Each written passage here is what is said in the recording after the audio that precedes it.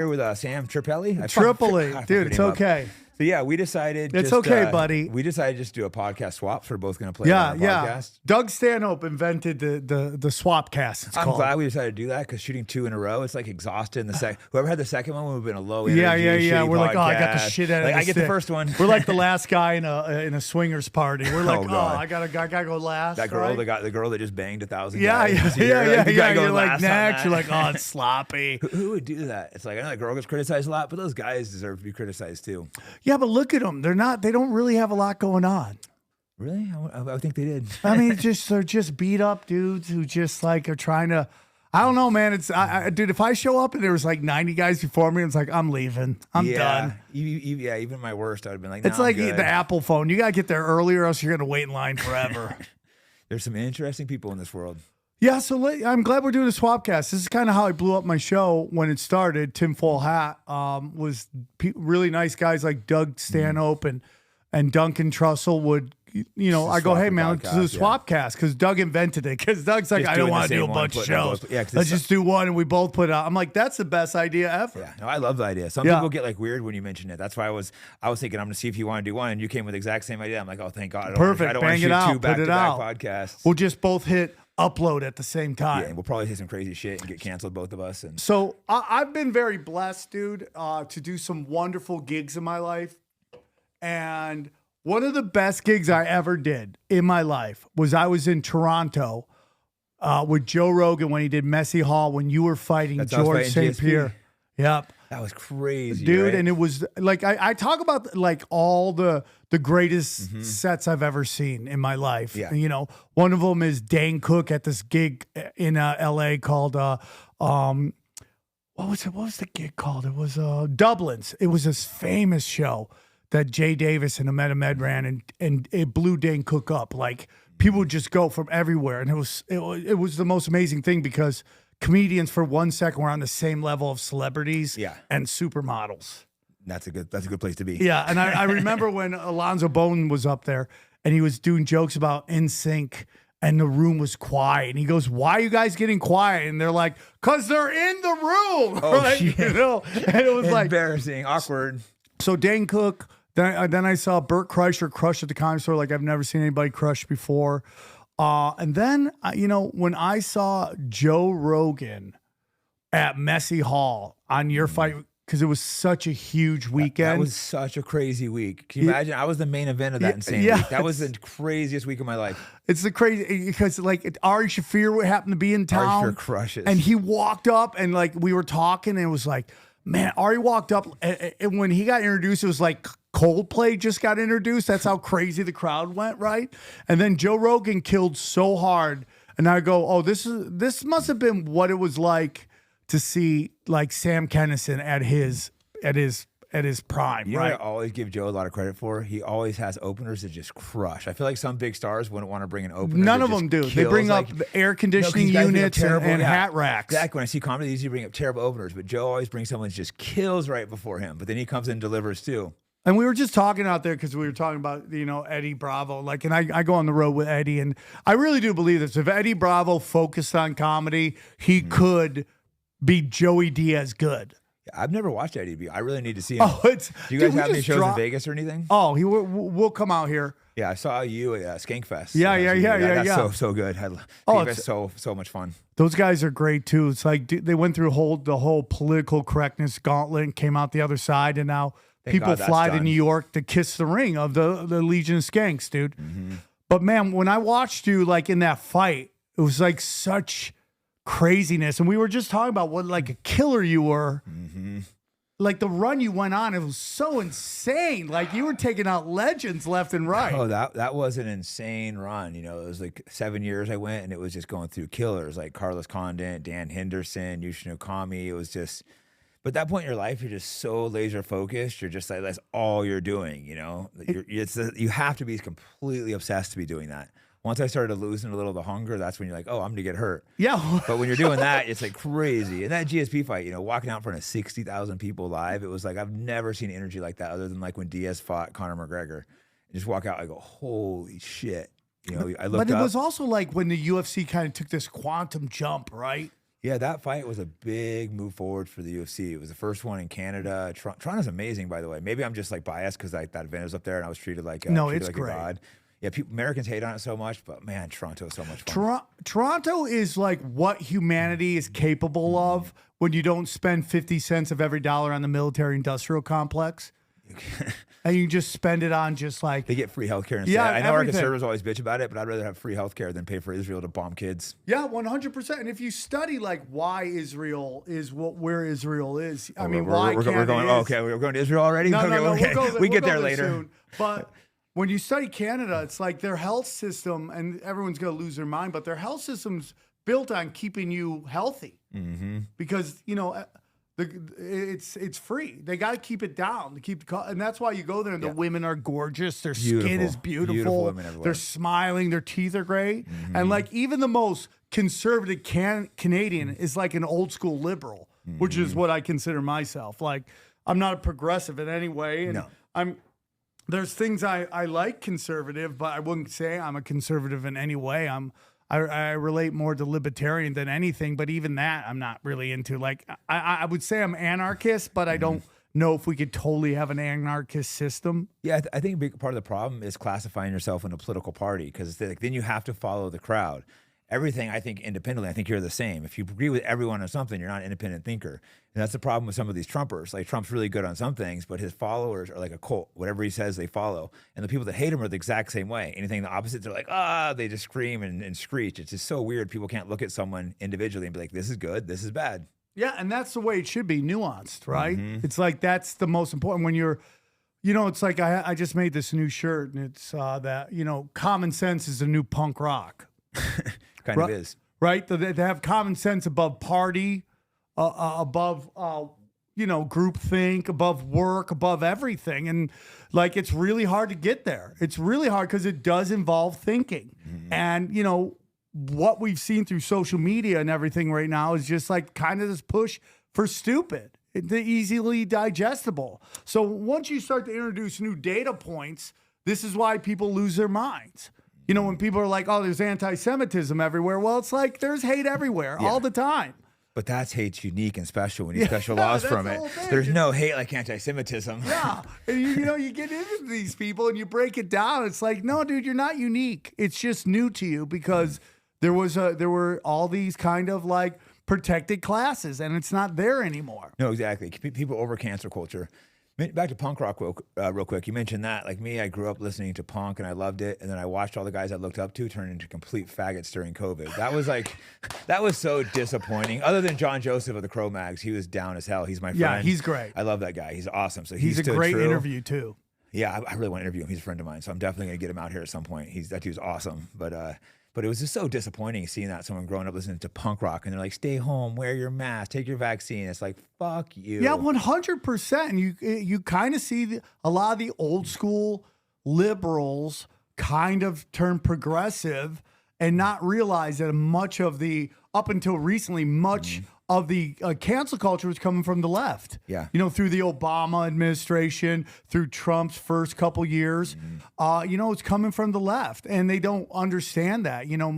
Mark Maron, who I love to death, he's I really love him as a comedian, but he was calling like Bill Maher an asshole for agreeing to anything Trump said. I'm like, Mark, you're so smart. How can you have that belief? Like, if Trump says the sky's blue, do we automatically say the sky's not blue? No, it's insane. Like Bernie Sanders is a good example. He was always very strong on borders, but then Trump went for pro-border. So Bernie Sanders switched all of a sudden because he just had to go the opposite of Trump. His party, I think at first he started not to, but then all the liberals were like, border's bad, border's bad. So Bernie's like, border's bad. But like literally your whole career, you can't give away free shit and not have strong borders.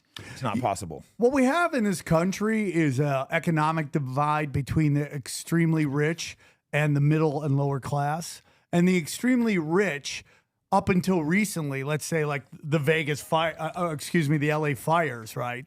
They were allowed to like kind of live in this fantasy land where they could vote with their heart, not their head, and allowed to vote for these idealistic ideas that in no way are ever going to work, but it didn't matter because it was more about conformity and signaling to everybody that you're a conformist, right? Like that's the whole thing in LA and Hollywood. It's like you have to conform. You have to say the most ridiculous shit possible because to get a job, you need so many green lights. And if you just get one red light, you're never going to work. No, it's crazy how it's like that. And like, I was in San Francisco, and same thing in the tech scene. I remember COVID hit. I had one of my friends, I'm not gonna say his name, but he's a big, well-known guy in the tech thing. And I saw him tweeting out like, "Stay home, stay safe." But I was partying with the night before all these models. He's flying out there. They're doing cocaine on the same straw. So I called him out publicly, not that part. But I'm like, "Hey, remember that party we were out last night? All the thing." He's called me. "Can you take that down?" I'm all, "No, bro. You're a coward. You're a liar. You're pushing this agenda. You're you're telling everyone else to stay home, stay safe. You're rich in a mansion, having a house full of models, partying, doing drugs, living the life, getting richer off your tech company, while these other people are suffering. Like, I'm not taking that down. You need to quit posting that bullshit." No, I totally agree with that. You saw it over and over. It's why Gavin Newsom's getting haunted by it. Tell everybody to stay home, close down businesses, but your winery stayed open. And that's ultimately the hypocrisy of it all. No, these guys are just completely full of shit. And Gavin Newsom's someone I've been in the same circles with because he's from San Francisco, and I've always just thought he was a total slimy sleazeball.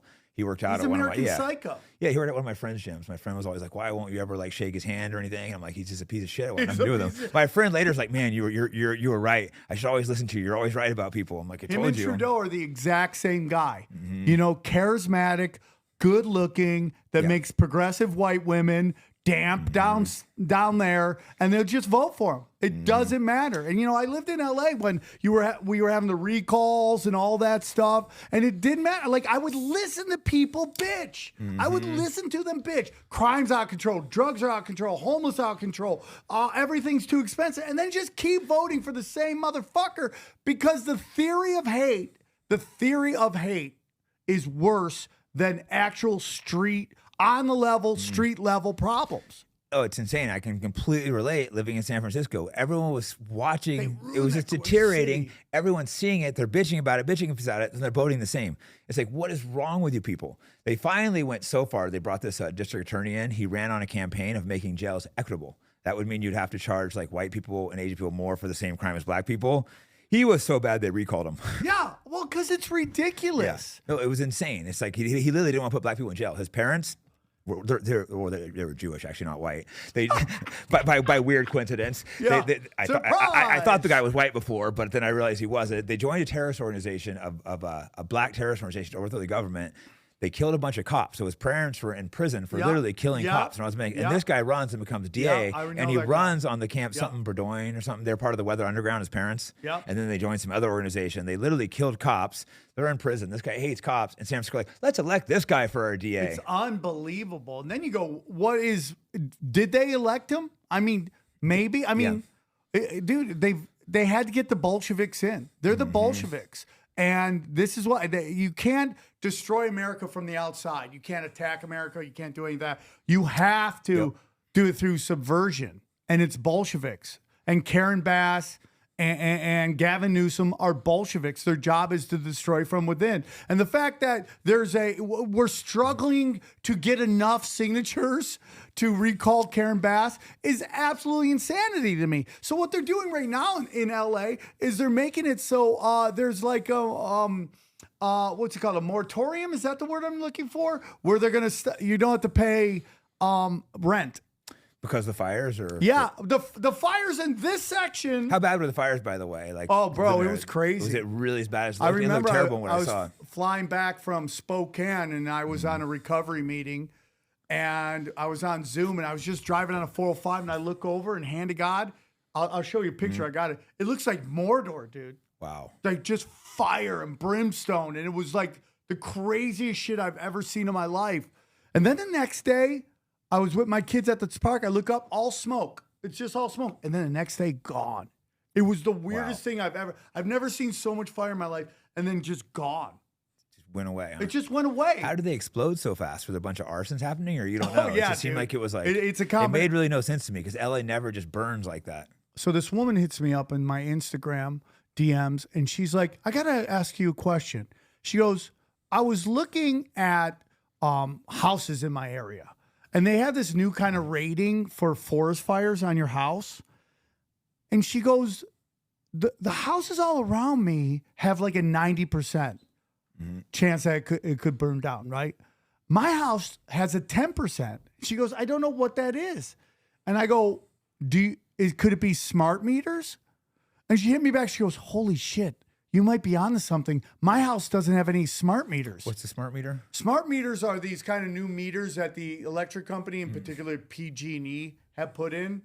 And a lot of people think, allegedly, that they're a big reason why you're seeing a house kind of just annihilated, why the trees are all still there. Because these fires look crazy, the videos I saw. Like, it was just going nuts. I guess part of it was because of the wind, but it still doesn't seem to make sense. Well, it's also like kind of this weird kind of puzzle, and I get yelled at by everybody like, oh, you don't know how fires work. And I'm like, okay, why is there a fire? Because it's a drought. I'm like, why didn't the trees burn? Because they have water in them. I'm like, is it a drought or do they have water in them? But they can't have a lot of water if there's a drought. That doesn't make sense. It's very weird. So I think it's that these smart meters, boom, and PG&E admitted they had roles in it. But then you take the woman who was on executive board of PG&E and you move her to be in charge of the work in the LA fire prevention.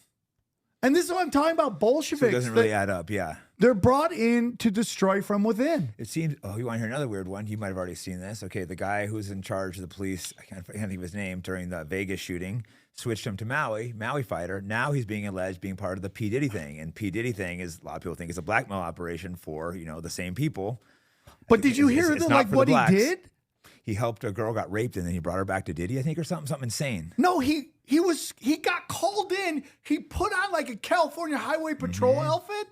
And then he's like, yeah, okay, you can go. There's nothing here. Yeah, and he dismissed the case. You hear that? It's so and I didn't crazy. follow these conspiracies, but a lot of people think the Vegas shooting was conspiracy. He was there. They switched him to Maui. He was the first non-Hawaiian person to be put in charge of the police. Then the fires come in. People think those are conspiracy. Again, I haven't dug down those rabbit holes. All these rabbit holes take a lot of time, as you know. There's only so many things you could look up. And then now he's involved with That's Diddy. why you get somebody to come on your podcast and tell you all about it. I'm going to have someone come on. I'm having someone with the Vegas one soon. Yeah. So that one, there was a lot going on with that shooting. If you studied it, had to do one about gun control, because if you have who was at the concert? Country music, right? Yeah. And who is country music? Well, they're the strongest Second Amendment demographic out there. So they're trying to turn them. Yeah. So you hit them really hard. So that was like that event was such a crazy event because it was the first time ever in my opinion, the FBI lost the story very quickly. The story didn't make any sense. I have multiple friends that were there. They're all adamant that there was multiple shooters. And some of these guys are like military and understand guns and stuff, and they say it wasn't a bump stock. I don't know enough about guns to give a strong opinion, but my friends that do are adamant there was multiple shooters. Well, Ian Carroll, one of his big posts that blew up on Twitter was he put out there's a website that you can click on anything and listen to the call from there. And they're talking about shootings way down the Vegas Strip that nobody's talking about. Yeah. Oh, yeah. They're reported from like pretty much every casino. Yeah. The counter arguments will be like, people got confused, but I don't think so. People were just called from everywhere. It seemed like there was multiple shooters. There's shooters on top of the trailers. The guy had like no trace either, like no social media. No, he's a multi-millionaire. Like the people usually don't do stuff like this. He's a gun runner. So the whole thing about him was he's a gun runner. Where does money come from? And you don't ever want to pop up on anybody's radar. But what this guy was starting to do was sue casinos. And they would show you videos where he's like, oh, I fell. Oh, and he's suing them for falling. And they're like, dude, you can't do that. The guy that did the shooting was doing that? Yeah, or what they said. Penn or whatever his name is. Yeah, but you get into it. So like a month before the shootings, right? There's this drop on 4chan. And it basically says that on 9/11, okay, on 9/11, there's going to be a high impact event in Vegas. And the whole point of the high impact event in Vegas is to do two things. One is to convince people that you are never safe, no matter how much security you have. Yeah. Okay?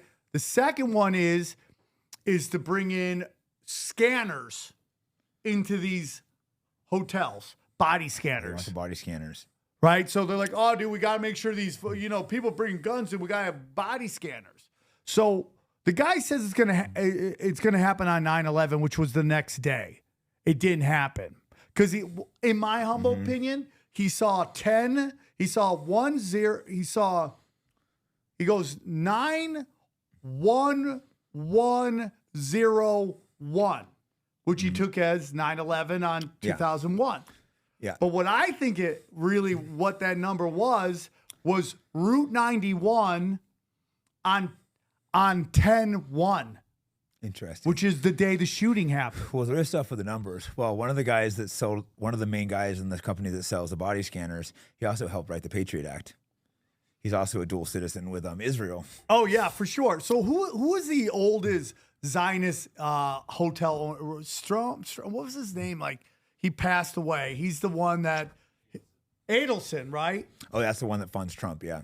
Yeah. He was the guy who was basically had bought a big chunk of this body scanner America? company. Oh, that too. Well, I think this guy's name is like Chertoff or something. He was Michael Chertoff. He was high up during 9/11. He was high up. He also had one of the body scanning things, and he also helped write the Patriot Act. Well, Michael Chertoff's very interesting because he also got the Dancing Israelis released from prison. Yeah. So Michael Chertoff's father, I think I tweeted this to you because you had talked about who let go of the Israelis. You showed pictures of them, but people who don't know, the Dancing Israelis are Mossad agents that were caught celebrating after the towers went down, filming, dancing, high-fiving. My favorite part of that whole thing was like the pushback was like, "Show me where they're dancing." Like, yeah. I'm like, well, it's not literal. They destroyed all their footage.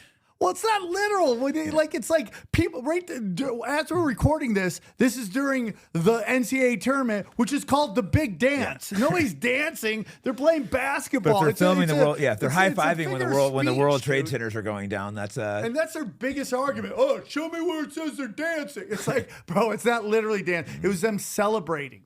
Yeah, okay. So the guy that got them out, he's one of the main owners of the body scanning machines, yeah. and he's one of the writers of the Patriot Act. Well, his weird Michael Chertoff's father was a Talmud scholar, and his mother was basically even before Mossad, she was a Israeli agent who was a part of something called Operation Magic Carpet, which was she was smuggling Zionists into Palestine through this airline. That was her. She was playing it. She was a flight attendant, but she was flying them in. I'm sure it was just a coincidence. This guy got the Dancing Israelis out and wrote the Patriot Act and had the body scanner machine that he made billions of dollars off. Yeah, which is the big discussion right now. You know, it's like, I have so many Jews in my life, and I love them so much. No, I do too. And people call me. That's the thing. Like, guys like us aren't anti-Semitic, but we're looking at it and being like, Israel's completely fucking America, and you have to. There comes a point where you have to like stand up to that. Like, I don't care what people call me. I'm not anti-Semitic. People call me that if I want. Well, by official definition, I am being critical of Israel and not believing certain stories. So there's one story we can't talk about. We can't put it on YouTube if we do. But that's the question is like, why can't you talk about I was having a discussion with a comedian on this, but I go, if you're okay with saying Islamic terrorists and making generalizations, if you're okay with saying Catholic pedophiles, Christian nationalists, why do Hindus shit in the street, right? Yeah. Or whatever it is, whatever group races, that is, Mexican elite, whatever you could say with zero pushback, right? Why can't I say that about Islamic, like Talmud Zionists? Terrorists, yeah, they were the original terrorists. It's not special treatment. It's just literal equality. One of those what the fuck moments for me is when someone sent me a graph of all the anti-white books, all the white people writing them, and then I realized they weren't white people writing them. It was all Jews writing anti-white books. That gets into it. It's just like, again, this is a small subset of Jews, but it's still like they can write books bashing us. There's no other group. Listen, I love that. I wouldn't be here. You wouldn't even know who I am if it wasn't for Mitzi Shore.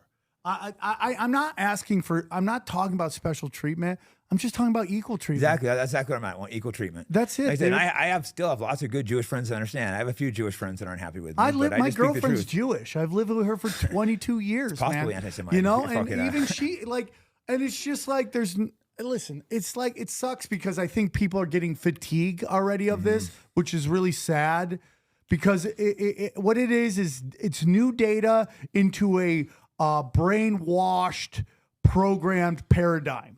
We've been programmed from a young age. Yes. Holocaust, Jews are the good guys. Well, that there's certain the terrorists are the bad guys. Protected classes, and you can't talk about them.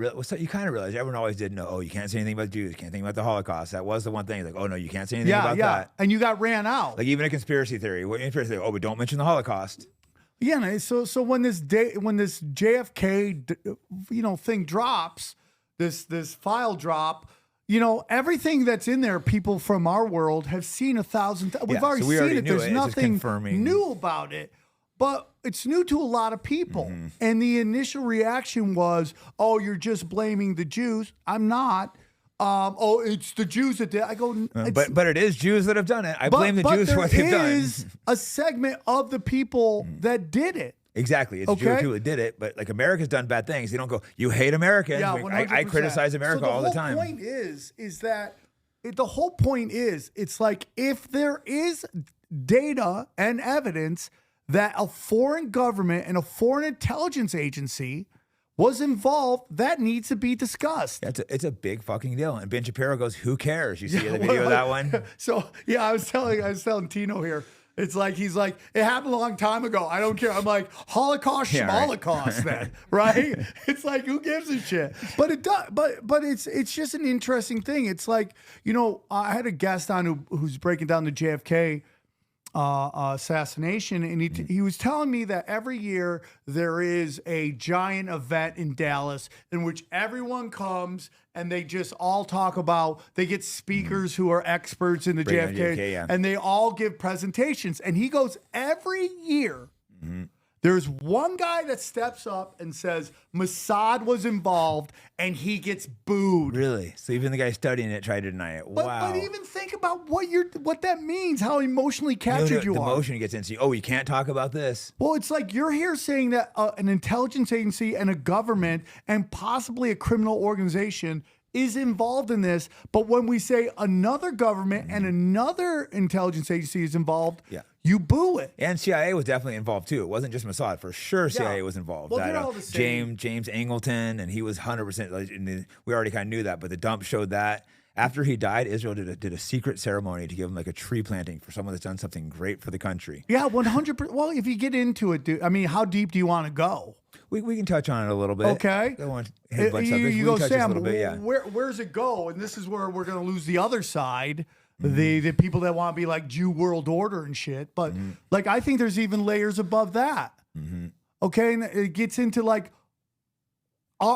was there religions that were powerful before the Abrahamic religions? And the answer is yes. Yeah. And who are those people? And if you go, Sam, who do you think it is? And I've been saying this since the start.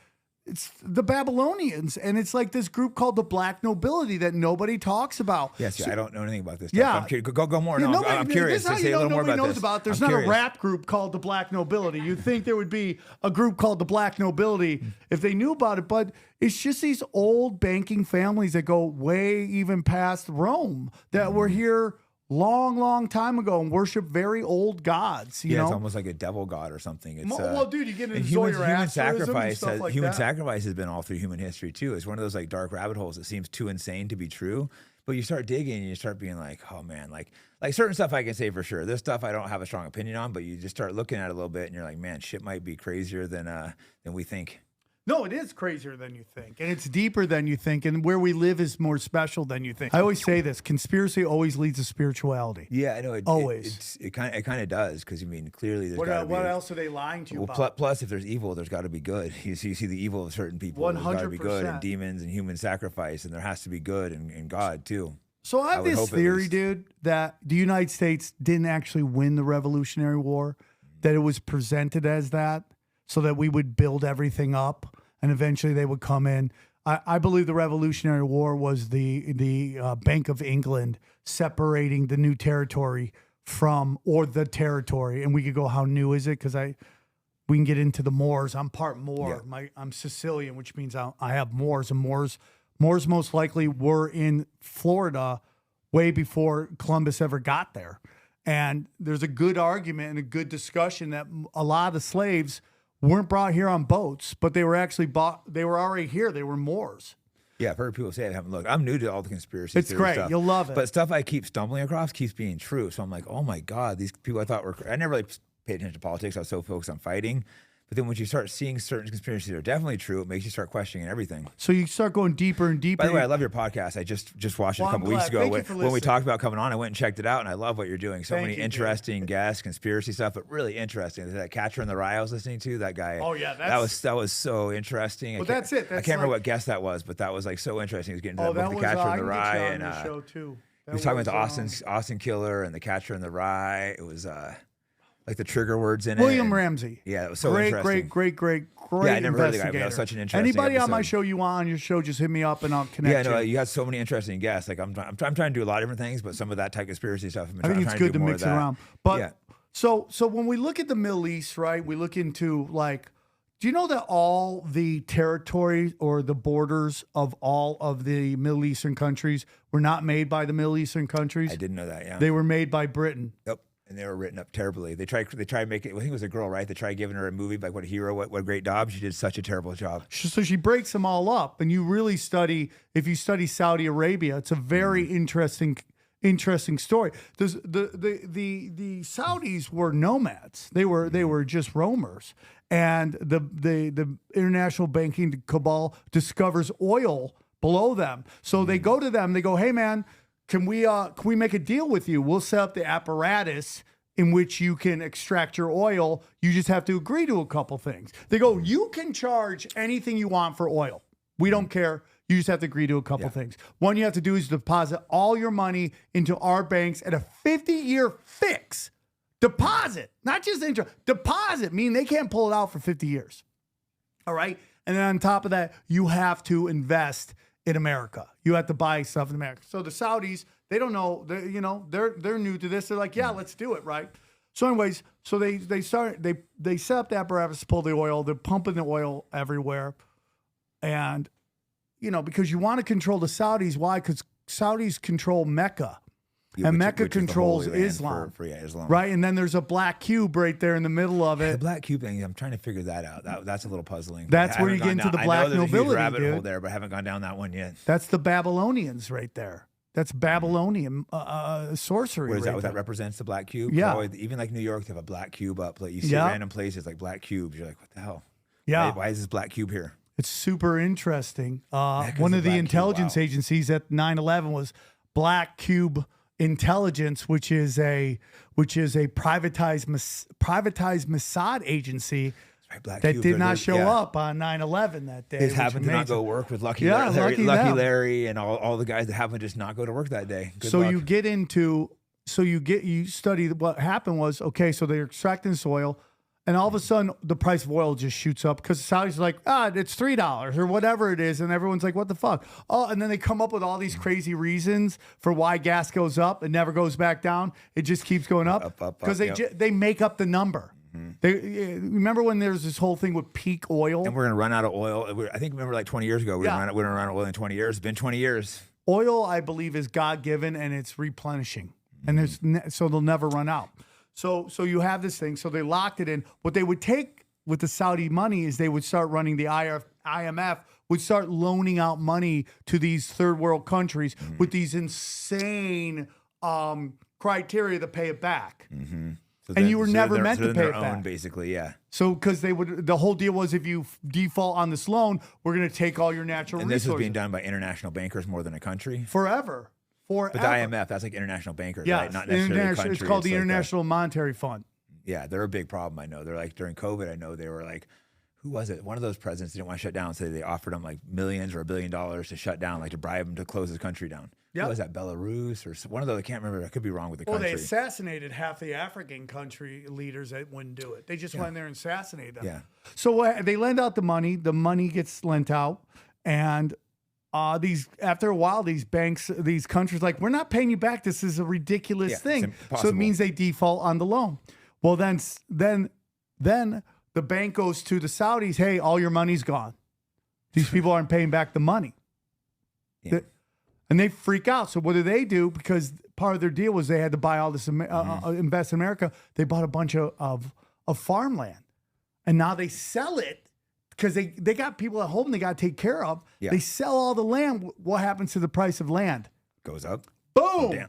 Oh, It just because so much is being sold. Yeah. So it bottomed out. And then guess what happens? The banks come in and buy it on pennies on the dollar. They purposely caused it to crash. Yeah. Well, that's what's scary with BlackRock. They're buying all the homes. That means they can manipulate. They already can manipulate the stock market, Bitcoin. They want to be able to manipulate all the markets. They can crash the economy if they want. They can crash the housing market, or they can spike the housing market. Yeah. They can afford to lose money and just buy all these houses up over budget. They're coming in just paying over offer. Which goes back to what I was talking about, them saying that you don't have to pay rent. You know, so not saying you don't have to pay your mortgage, because they want these guys to be like, I can't pay my mortgage. I have to sell pennies on the dollar. Yeah. They want you to own nothing and be happy. Yeah, Their own words. 100%. You'll own nothing and be happy. They don't even hide it. 100%. And that's what they do over and over again. Every war is a banker war. If you study the Iran hostage situation, that had nothing to do with hostages.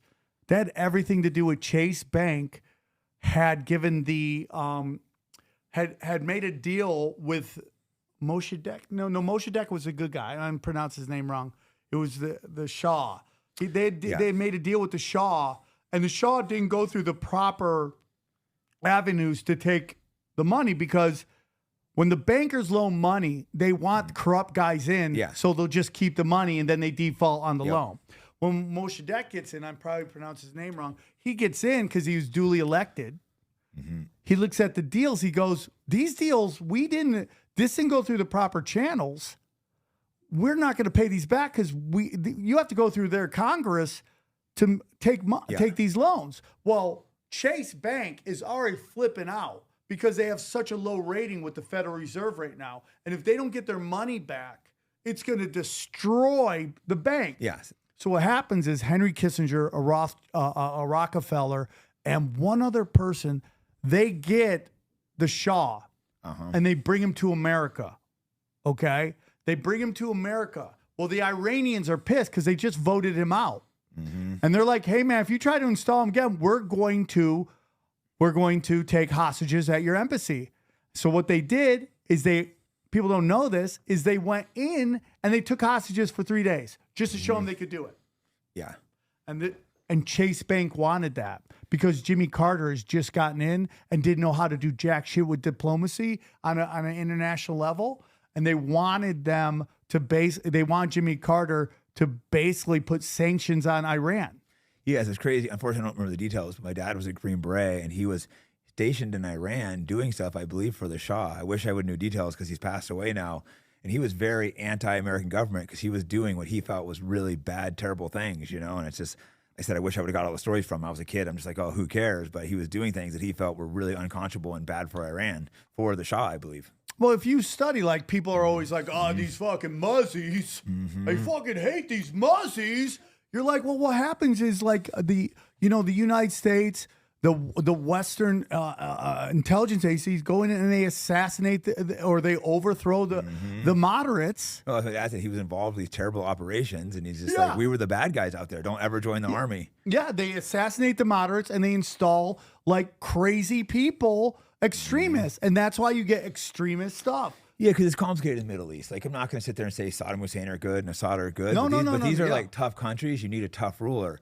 Also, there's so many different sects. But they were also our guy for the longest time. Then they turn on him. Because the problem is there's all these different religious conflicts. A lot of people, they say Muslim, they don't realize there's Sunni versus Shiite, and they're battling each other. So that back to the border drawing, they didn't draw the borders up. They should have been the Sunni countries and Shiite countries, but instead they mixed them all up along with the Kurds. So that's a big part of the problem over there.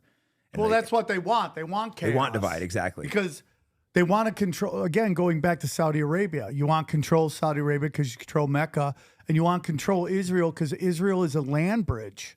And it's the quickest land bridge to get. I don't think we're controlling Israel. I think Israel's controlling us. No, that's my opinion. Well, at least. if you go, Sam, who's controlling what? I think when you go at the highest levels, I think it's this group, the black nobility, the international bankers. But it definitely seems like Israel has more power than America because they bomb us, we don't bomb them. They spy on us, we don't spy them. We give them money, they don't give us money. Well, all that's true. But I go, there's three different pillars going on here, right? And it's like if you study the three places that have obelisks, it's the Vatican, it's the city of London. You know about the city of London? No. Okay. So if I go to the city of London, what do you think I'm talking about? Like London, the city? Yeah, no. There's actually inside of London is something called the City of London. and it's its own territory. Really? I had no idea. Yeah, it's not part of England. How big is it? It's a very tiny little area. It's in the middle of London, and if the Queen wanted to go lives, in, like where the Queen and stuff lives, or no? No. Really? Yeah, the Queen, like when she was alive, they can't even go there. No, they have to ask for permission. That's insane. Because that's where the banking center is, like the Rothschild Center, right? So so we have the Vatican, which is religion. You have the City of London, which is money, and Washington, D.C., which is its own sovereign territory. It's so funny. They're always like, we got to make Washington, D.C. a 51st state. Got to make it territory. It's never going to happen because it is a sovereign land. And what will happen to America is what they want us to be is the military branch of this three. You want America to fight their wars. That's why we have military bases everywhere. So City of London controls the money. The Vatican controls religion. Those are the three ways you control everybody.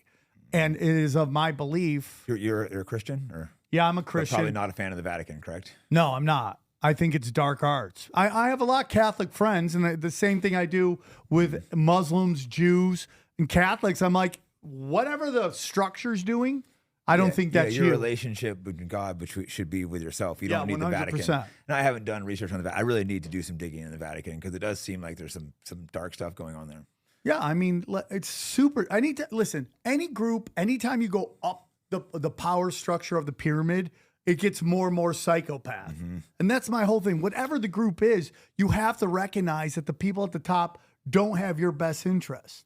Yeah, and it's the people that think they do are complete morons. Yeah, Trump's gonna save us. Again, that's my argument. I got him with a buddy of mine when we're just like, you're just circling the wagons. That's what our Jewish friends do. They circle wagons around anybody accused of anything, and they're like they gaslight you into believing that it's anti-Semitism. You're like, no, it's really not. I think a lot of these Jews are manipulating too. These people at the top, they want the Jews to think everyone hates them because of this. Because a lot of these guys, it's driven in their head that, oh, everyone hates us. Everyone hates us. I think some of the anti-Semitism is driven on purpose. They There's probably a lot of bots on Twitter pushing it. Like laughing at dead kids and Rabbi Shmuley dancing around. Look at that guy. It's hard not to be anti-Semitic when you see Rabbi Shmuley. He's just a crazy person, and he's got the weirdest skin, which is a window into your soul. But it's weird. He has some power too, though, because all the celebrities, politicians, he's a complete moron, but they all go bow to him. So he has some serious power behind him somewhere. Yeah, I mean, because it's kind of like Jesse Jackson and Al Sharpton. Like he could call for boycotts. You got to kind of dance. I feel like he has more mafia connections. I could be wrong, but I think it's a little more than boycotts. I think he was caught. He was suspected of gun running. I mean, some people think he killed Michael Jackson. I'm obviously not going to say that, but I know a lot of people. That's a theory. Well, I mean, I wouldn't doubt it. I mean, I don't know the specifics of that. Yeah, that's a very bold statement. It's not true. I've just heard people say that. I mean, Candace Owens, I think, has said that, right? I'm not sure. Dude, did you see that Candace when she said the French? I thought she was insane. She's like, yeah, the French president's wife's a dude. I'm like, oh my God, this is embarrassing. I looked it up. I looked it up. Did you watch that story? Yeah. She didn't do the investigating. She had these journalists that spent years investigating it. Holy shit, dude. It's like they did some good journalist work. I think it's a dude. No, it's even crazier. It could be his dad. Yeah, it's insane. When I first heard the story, I'm like, oh my God, Candace has lost it. But then I finally went and watched, and I'm like, what the fuck? Yes, because the wife, whatever Bridget Marcon, her brother has a son, right? That looks exactly like Marcon. I didn't watch the whole thing, but what I did watch it was so insane and mind blowing. I was just like, wow. Yeah, and it's crazy. People that think it's crazy should go watch it, and then before you laugh at it and mock it, if you're gonna do that, go and watch it. Because people see the problem that we have and I know you're now getting into conspiracies, but the people who want to do truth is that we're battling people that project themselves onto people they don't know, right? They project themselves on the Hillary Clintons and the Obamas. Like, they look at Hillary Clinton, they're like, my grandma wouldn't do that. My mom wouldn't do that. My sister wouldn't do that. And if my sister and my mom, or I wouldn't do that, these people aren't she like wouldn't us. do that. Yeah. No, dude, they're straight up psychopaths. To the point you have to go, is David Icke right about lizard people? Are these reptilians? Because they're apex predators, man. There are apex predators marching around us. And that's why nobody ever goes to jail. That's why no one ever gets. When was the last time someone got thrown in jail? I think it was for Iran-Contra. That's it. Yeah, no, these guys never go to jail. They get free stuff and just sick, weird stuff like Pizzagate. It's all bullshit. But then you go and look at like Tony Podesta's art. Imagine if you walked to one of your friends and they had that art of little like kidnapped kids, like handcuffed, and like you'd be like, what the fuck? I'm getting out of here. But these guys are the biggest elites in Hollywood, and they have this weird art in their home. And you probably like seen some of the Instagram posts these guys were making with little kids tied up and like making clearly pedophile jokes, and it's clearly the pedophile sign on their place. And it's 100%. And like, you know, when Pizzagate kind of came out, that's when my separation from a lot of people in Hollywood began to happen. Because I'm like, they're hurting kids, and everyone would be like, dude, you're a conspiracy theorist, you're crazy. But man, that was a dark night when I went down. I spent like 3 or 4 days going down pizza. Man, I had to stop because you know what's interesting is like, me out. I realized that it was real when I discovered that the guy who shot up Comic Ping Pong, his father was his father had like some kids film production company called like Forever Young. It was like really uncomfortable. He was there to shut it down. They could use him to blacklist it, to ban it from everything. So he was used to shut it down. And dude, his dad worked with the Clinton Foundation on Habitat for Haitian Orphans. So I'm like, oh, dude, there's a straight connection to it. So he walks in, he shoots up what? The server. He just shoots the computer, goes to jail. Gets out. Guess what? Well, he's already out. So dead. He's dead. They killed him in a shootout. To get people, so they would stop talking about it. It's like, see these crazy conspiracy theorist people. Yeah. But no, there's definitely something with Pizzagate. Now, some of it might have got added in, like the basement and stuff. But like all like the emails. But in an article, he talks about the basement. He talks about the canned goods are in the basement. Well, I know a guy who was emailing the Afonso guy or whatever. I don't know if this guy was gay or pretending to be gay, good-looking guy, going back and forth, and he got him saying some pretty crazy pedo shit. He sent me all the things, and like he's not a big name. He might want to expose these. He didn't go. He just started he started dabbling it, then he pulled away, but you could see for a second he started like emitting a little pedo stuff, and then all of a sudden he like kind of freaked out and pulled away. Realized maybe it was a setup. It's like but his for a name second is like he started French admitting that it for was kid like lover good, or and yeah, something no, like exactly. It was just like it's like really weird. No, I should get this guy's fucking messages, and they're pretty crazy. It's like a long thing. But there's a second where he starts basically admitting he's a pedo, then he backs up real quick. Like, oh, no, that's not true. Well, it's basically the initiation into the highest levels of power. You know, it used to be if you cheated on your wife, they could blackmail you with that. Then it was if you're gay, they can blackmail you with that. Now they want you now fucking everybody's like chill. Now they have to do the kid stuff. It's just so evil. You don't want it to be true. But what was the case? There was one in Belgium, Oh, yeah. Man, that so was dark, bro. That was dark. So dark. What was his first name? People need to look this up. It's just like Mark Luttrell. Oh, that is so dark. Yeah, that story. It's like, man, I stumbled across that. How have I never heard of that? And that's when you start being like, wow, this is real. He was like torturing and killing kids, and there was clearly multiple people involved. There were multiple sheriffs for arrest. The guy who got promoted to, I think it was the chief of police, he was in there. They could hear kids screaming. The guy had already been kidnapped for screaming, and other people like, there's kids in there. And the guy's like, shut up, and pulled him out of there. It's this huge cover up. All the victims said there was like multiple high level people involved. All the torture dungeons had like tons of different hairs found. Yeah. There was giant like riots and protests over Belgium because it was covered up. I think like 20 people died that were like witnesses on it. The judge got changed because the judge was like who wanted to test all the hairs. It was this giant, massive cover up of the police of Belgium that were tortured. This is 100% proven that kids were being tortured and killed and raped. And it was all even the guy he said he was just a pawn, being like that there was higher ups, that he was just kidnapping them and killing them. The first time he got arrested, I think he'd kidnapped multiple 5 or 6 kids and tortured them and raped them, but didn't kill any. And he did like a year or 2 in jail.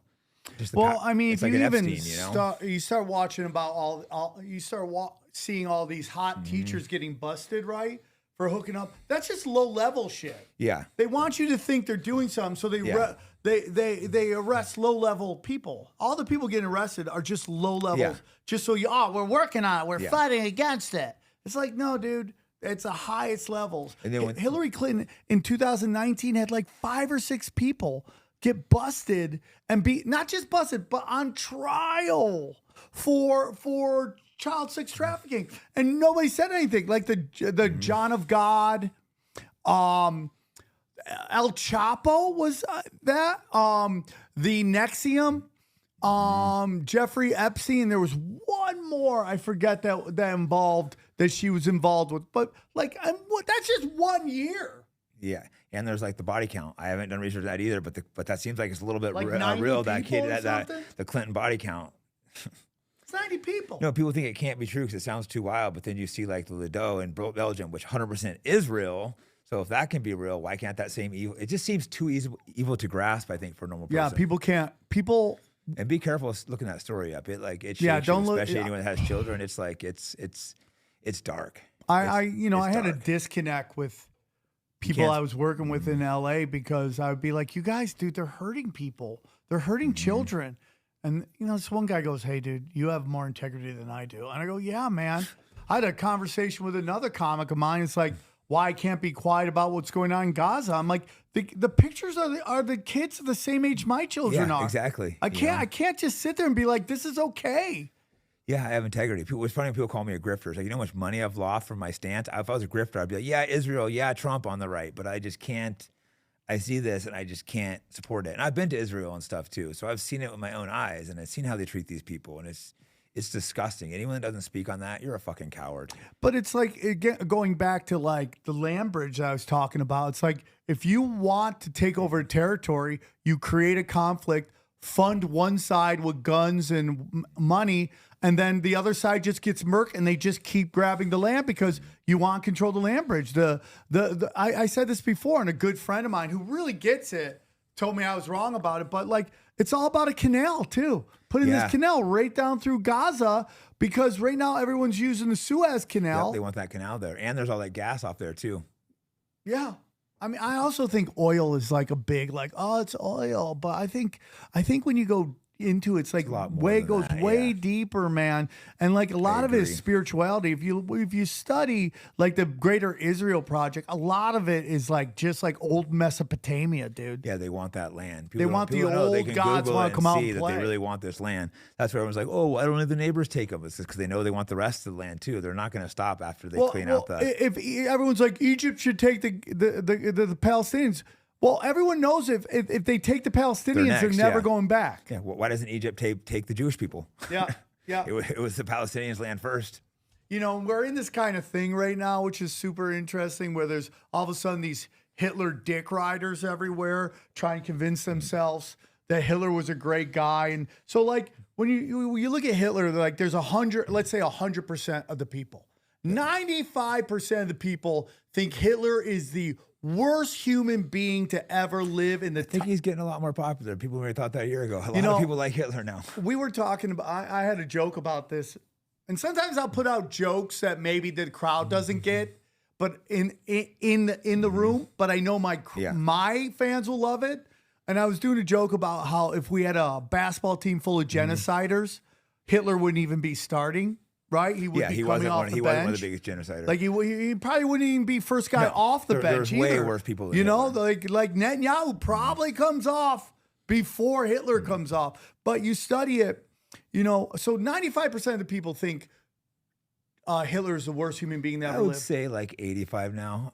I've never even given an opinion on Hitler, and I have people all the time walking up to me. I think the average person want to talk about Hitler. Jay, I know Twitter's not the real world. We walk down there and we walked up to anyone going, is Hitler the worst person to ever live? I would say 95% of the people would say yes. I would have said a year ago. I would say now maybe like 80. So let's just. I know Twitter's not the real world, but a lot of people like. No, I'm with you on this. So 95, just go with my math for right now because I got a point. 95% say he's the worst human being ever. 4.5% thinks he's battling the bankers, okay?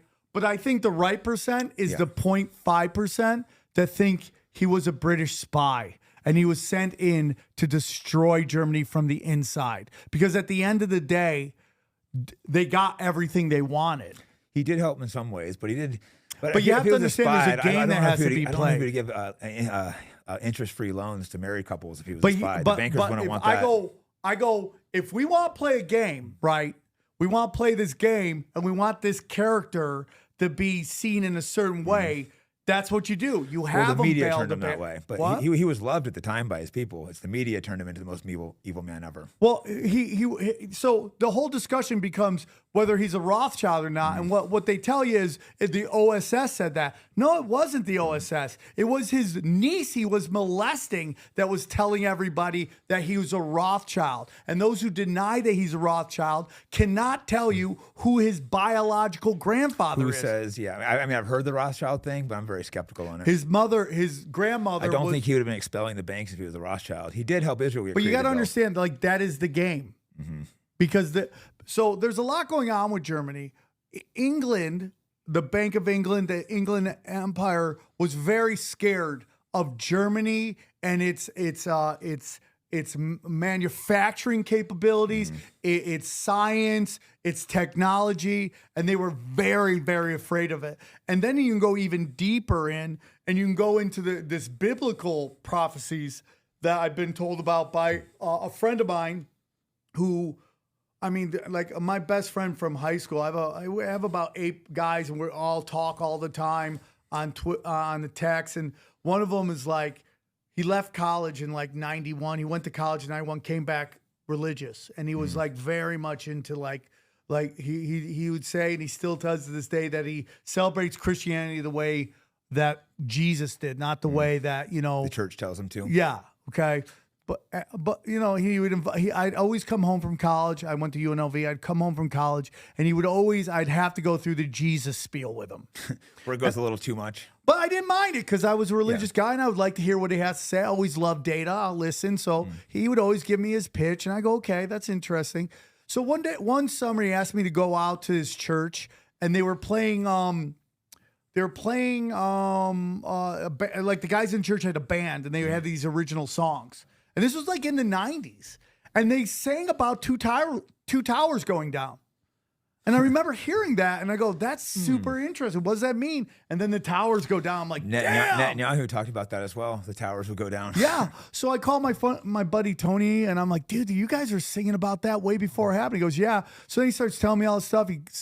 He predicts the EU. The EU, he predicts EU before the EU happens.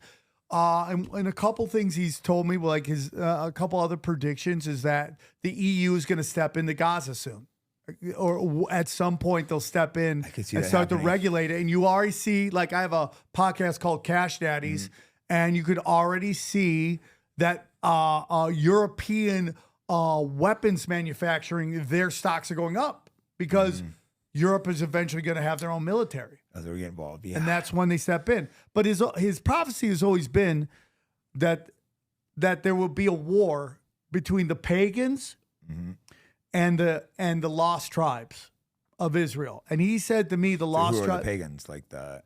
So he said the lost tribe is the UK, which is England and the surrounding territories, Israel, and then the United States. That's the lost tribes. Yeah. The pagans, he said, and this was years ago, he told me this, is going to be led by what is now known as Germany. So if we get into that, he's been right about all this other stuff, and let's just say we kind of play the tape out, and this is true, you would constantly want to cripple Germany as much as you possibly can. You want them to be weak. You don't want them to rise up again, because they've been fighting 2 world wars, and they've almost won both of them. Yeah, and if you study World War I, and what came out of World War I was have you ever heard the Bank of International Settlements? No. Okay. So the Bank of International Settlements was established after World War I for the specific use to extract reparations from Germany for World War I. Yeah, I know they were getting blood dry. Blood dry, right? The whole Germany was on lockdown. Lockdown by the international community because of World War I. World War I was all about basically crippling the Ottoman Empire that controlled the territory of Israel. And they wouldn't just give it up. So they had to cripple them. That's where they got the Balfour Declaration. Yeah, right? And again, my whole theory is that that's all, and then this is where I'm going to get murdered by everybody, but that's all theater. It's all theater. I still think England runs everything. I think that the black nobility and all of them, I think they still run everything. Yeah, I'm willing to look at stuff, but everything I see points towards Israel. No, I get it. I get it. And they put guys on TV and be like, Mossad, we're the ones we're the producers. No, the I've seen that. But that's what you want. You want a low hanging fruit boogeyman. I think there are people we don't know about, so I'm willing to look at all. So I'm still trying to figure stuff out. I know I don't have it all figured out, and I'm trying to figure it out. But I can Germany, you get into Germany, you get into Hitler. You know, there's a painting of him, and they'll tell you it's a fake painting. But there's a painting of him. He made the painting of him in Tavistock. Tavistock is where MK Ultra came from, and him and Hess in 1913 were in Tavistock. He was a MK Ultra. But the people that MK Ultra, they were all Jewish. Yeah, I mean they were. I mean there was a lot of that going on. I mean I think there's a lot of like Scottish Freemasons involved and all that stuff. But they were on lockdown. If you look who was funding Hitler, okay, through this group, it was called IB Farben, I think it is. Is it no IG Farben? Sorry guys, Faben, IG Farben, Faben, something like that. They were basically the corporation that rebuilt Germany's military. They were a big part of the rebuilding of Germany's military. They had a United States board on their company. On that board were giant American corporations. Yeah. In particular, the Federal Reserves, or the centralized banks of the Federal Reserves of New York City was on there. You saw giant bankers. They were basically funding they Hitler. Fund both sides, though. Yeah. So like I said, I'm new to studying World War II history, but I think it's much more complex than I was originally thought. I'm not one of these like 100%. The problem is both sides are showing propaganda. One side wants to be like Hitler's the greatest guy that ever lived. The other side wants to say he's the most evil guy that ever lived. Yeah. I think it's really somewhere in the middle. But if you study, have you ever? This is the linchpin that makes me think there's more going on, and his name is Martin Bormann. Have you ever heard of Martin Bormann? No. Nobody's heard. This is how hidden the story is. Martin Bormann was basically, after Hess disappears, he was Hitler's right-hand man. And Martin Bormann was basically described as Dick Cheney with less personality. Oh, Jesus. Less charisma. That sounds awful. Yeah. So when you study everything that he did, like he basically set up the entire apparatus for how corporations work in the world. And the Bilderberg Group was basically Martin Bormann's Nazi organizations and Western bank corporations coming together to work together. What about him trying to end usury, though? Wouldn't that be against people? Like he was giving married couples, they would get loans with no interest. But they get to free me, homes that's if all they had theater kids. to set it Could up. be. To set it up, to get everyone To get behind popular him, with and then his you people. cripple and destroy him. Because my belief is Hitler died peacefully in Latin America. You don't think he killed himself there? No. Where do they say he went to? They say he went to Argentina. And there's a hotel in Argentina that almost every president goes to on secrecy. There. Oh, really? Yes. So is it why did England want war with Germany so bad? Because they wanted to cripple Germany. They thought Germany was going to be a manufacturing rival to them, and they couldn't compete with them. Yeah, because it's crazy when I saw that Hitler was the one that kept trying to do peace deals and Germany refused to. Yep. And then, so you get into everybody. They're like, oh, he killed millions of people. I'm like, you're putting all the deaths on Hitler. Yeah. Winston Churchill was a scumbag too. Oh, for sure. I know some guy said that in Joe Rogan's podcast. Everyone was freaking out. Yeah. And it's like, oh, you can't talk. We should be able to have these conversations and try to figure out the truth. You can't figure out the truth if you can't have these conversations without be like, oh, I can't say Hitler might have done a good thing, or, Winston Churchill might have done a bad thing. Like I said, I'm trying to get the truth, not push propaganda. And why did the Nazis make a deal with the German Zionists? Yeah, that gets complex because Hitler speaks pro-Palestine, but then he made a deal to send them out there. I don't think he was happy about it, but he was trying to. And I'm skeptical of that, but it's possible. Yeah, I mean, listen, anything's possible. possible. You start realizing I'm willing to look at anything now. I've seen so many things I thought originally were bullshit, and I've actually gone and looked, and I've been like, holy shit, it's right. That's why I try to stay open-minded. But you also got to get to a point where you realize that the best way to fight the globalists is to be local into yourself. Because you can get lost. Like I was starting to get a little lost in like the Yemen shit and the Syrian and I had to stop going to the Telegram channels and stuff, watching kids getting killed. Yeah, it was like really, it starts going bad for your mental health, watching kids getting killed every day and stuff. Like, oh, I got to stop. First, you have to take care of your family, then your community, then you can help others. No, 100%. And you have to be an example for others. That's the only way it works. So when I do shows and people come up to me and they're like, hey man, you really helped me change my life. Like that's worth more than anything, because it's like, because I have vices, and I'm a drug addict. I have sex addictions. I'm pretty honest with it, because I don't want to lie to people. I battled with sex addiction. Was probably the one I battled with the most. Thankfully, I beat that. But it's like that's drug. I've liked drugs, but I never had drug addiction. I was always able to. I was doing drugs because I was with girls. Yeah, I mean, well, yeah, it's like. What was your drug of choice? Well, it started out as alcohol, then it got to cocaine, and then crystal meth cured me of my coke problem. So, You're like, this cocaine shit. Yeah. You're like, dude, this is for peasants. Yeah, this shit's weak. And then I got off of that. I had kids, and I got off it, and it's like I haven't looked back, and.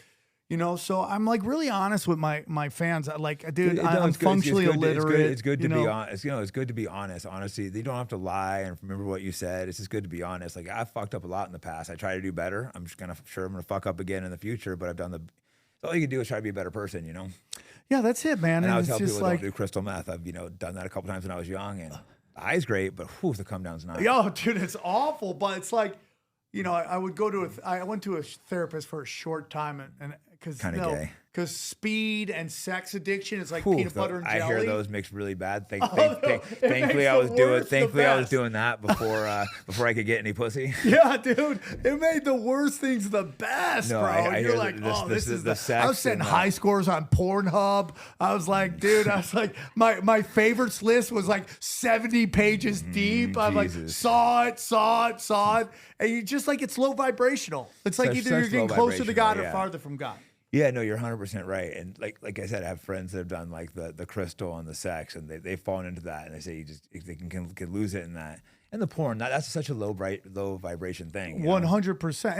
And it's like you can do it. I would never call, because if you outlaw porn, if you start doing it often, you have a problem. If you rare occasions, it's not going to hurt you. If you're watching porn all the time, because it's not real. Mm-hmm. It's just not real. And this is kind of something we're getting into where. This going viral stuff is people look at it as like that's normal, and that's not normal. But everyone's going viral so much, and that's only thing you see on social media, that people start thinking that's what you're supposed to do, and that's not what you're supposed to do. What Mr. Beast, and you can take whatever you want from that name, but Mr. Beast calls it a purple cow. Well, everyone's just doing purple cow shit. Purple cow is like. You never see a purple cow. If you see a purple cow, that's the first time you ever seen a purple cow. And he tries to do only purple cows. People, they're trying to one-up each other. Do something ridiculous just to go viral. For the sake of going viral. But you're making a fucking clown out of yourself. Yeah, and guys go viral through violence and stupidity, and women go viral through sex.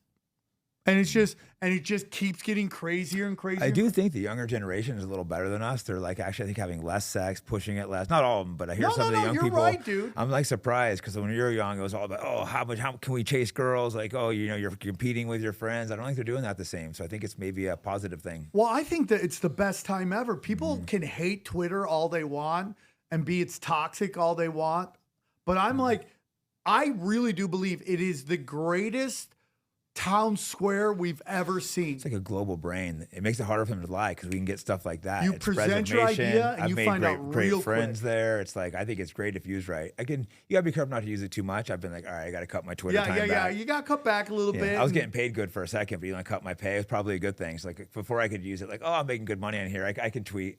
But it's like I get in fights with good friends of mine. They're like, dude, there's so much lying on there. I go.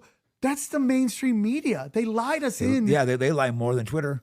Me and you, we might get stuff wrong, but we're way more honest than the media. We try to tell the truth. Yeah, 100%. It's like, even when I get into arguments with people about I'm the same way. It's like, where am I positioned? Where am I positioned? But, if you say 9/11, right? It's just like that lie that they perpetrated on us about. It was Saudis and dude, and if you ever want to have a great guy on your podcast, a guy named Jay Dyers, I can hook you up with any of these dudes. Sounds familiar. He's really great. And you have so many good guests. He brought Ryan Dawson. You should get, by the way. Ryan, I love Ryan. We used to come before the whole Israel thing. before October 7th. We call him Ray Ray from Tokyo, China. That's his name. He's a little crazy, but man, he's a encyclopedia of information. He's great. I love him very much. I get along with him great. I know a lot of people have trouble getting along with him, but I love him, dude. I don't agree with him on everything, but that's okay. Yeah, you don't have to. That's either way. I either know a lot deep of in the conspiracy or not, in the not. But going back to 9/11, it's like, we got sold a lie on it, and I had an argument with a guy. I'm like, dude, you really believe that a bunch of sand people who couldn't even land a fucking personal plane pulled some Luke Skywalker going up against a Death Star bullshit? Like, you buy that? You got sold it. And what 9/11 kicks off is the hammer and nail fucking project, which is basically let the 4 million Iraqis dying. And I'm sorry, dude, I don't value some life over other life. I love being American. I love America when it comes to two things: sports and business. If we create a business, let Americans have the job. Outside of that, I believe in humanity. Yeah. And like, you keep telling me if we discuss who was involved in 9/11, we're going to be goose stepping to ovens, okay? But in reality, dude, 4 million Iraqis died. That's not including Afghanistan. It's crazy how many Americans make excuse for like dead Muslim kids and just laugh like it's no thing. It just disgusts me. It's crazy to me, dude. I've been to these countries. They're great people. People are like, oh, these guys hate you and stuff. It's like, no, they don't. They're like, they have the same humanity as we do. I've traveled the whole world. You probably have too. You realize people are the same all around the world. Yeah, there's slight cultural difference and stuff, but they're like, humans are humans. So I used to do a lot of USO events and other like variations of that, military entertainment, right? And man, I went to Afghanistan and like we went to the markets and I learned like so much. First of all, I'm like, why are we in this fucking litter box? Like, this is their world. Okay. They want this land. Yeah. Why are we here? Yeah. And two, let them run it how they want. Why should we tell them how to run their 100? And then they're like, their own culture. They're just people. They want to laugh. They want to get laid once in a while. They want to raise their family. 99%, literally 99% of the population just wants to have fun, get married, get laid, have kids, leave their kids something. And it's 1% of these apex predators who are just always hunting all the time. They never stop hunting. The prey just wants to eat, live, laugh, have a good time. They're always hunting. No, it's like true. A small percentage of people they're demons, maybe literally. Yeah, no, they worship a dark god. I think they do. I would have thought that was crazy a year ago, but I just think they are worshiping some. It's a spiritual war. Yeah, I actually might go to Afghanistan. I have some friends out there that are tied. They have friends in the Taliban and stuff, and I might go out there and interview some. Well, they might be out of business because of USA Aid. They might not be. It's like, dude, we can't run our business anymore. We're not getting all this money. Yeah, but it's crazy to me, dude. It's just the whole thing's a little nuts, and you start getting into the spirituality of everything, and that's really where it is. And you just realize that, God created this realm and he put Satan in charge. When people go, whoa, God, you go, who runs the realm? And they're like, God. You're like, no, dude, the devil is put in charge here. And that, there's this whole argument right now in the Christian spaces of are we in what they call the little season? Have you heard this? No. The little season is when. So have you heard of Tartaria? Yeah, a little bit. Like where you go like to these small towns and these amazing buildings are everywhere. And you're like, who built that? Like, and they're like, we built that. Has some of the ones that they supposedly tore down from the world, like the World Fairs and stuff. They tore down all these like beautiful, amazing buildings that came up really quick. Yeah, they said they built in 2 years and knocked them all down. So spectacular. Like a couple of them are still up in San Francisco, and so a lot of places left a couple of them up. It's like, why do they knock these down? Yep, 100%. If you go to like, let's say somewhere like Louisville, like go to Louisville is there some of those and go downtown. You're like, this is gorgeous. Like this is a thriving metropolis at some point. Why are all the like? I did the comedy club there in Louisville, and they put us in this great hotel, and like I walk in, I instantly become my father because there's like nobody there. I'm like, how are they paying for the electricity here? How they keep the lights on? When you're like, damn, I'm getting old here, And it's like you drive around, it's just gorgeous stuff. Well, the theory is, and Eddie Bravo's been turned me on to this a lot, is that all that architecture comes from the 1,000 year of Jesus's reign, and that our calendars are off.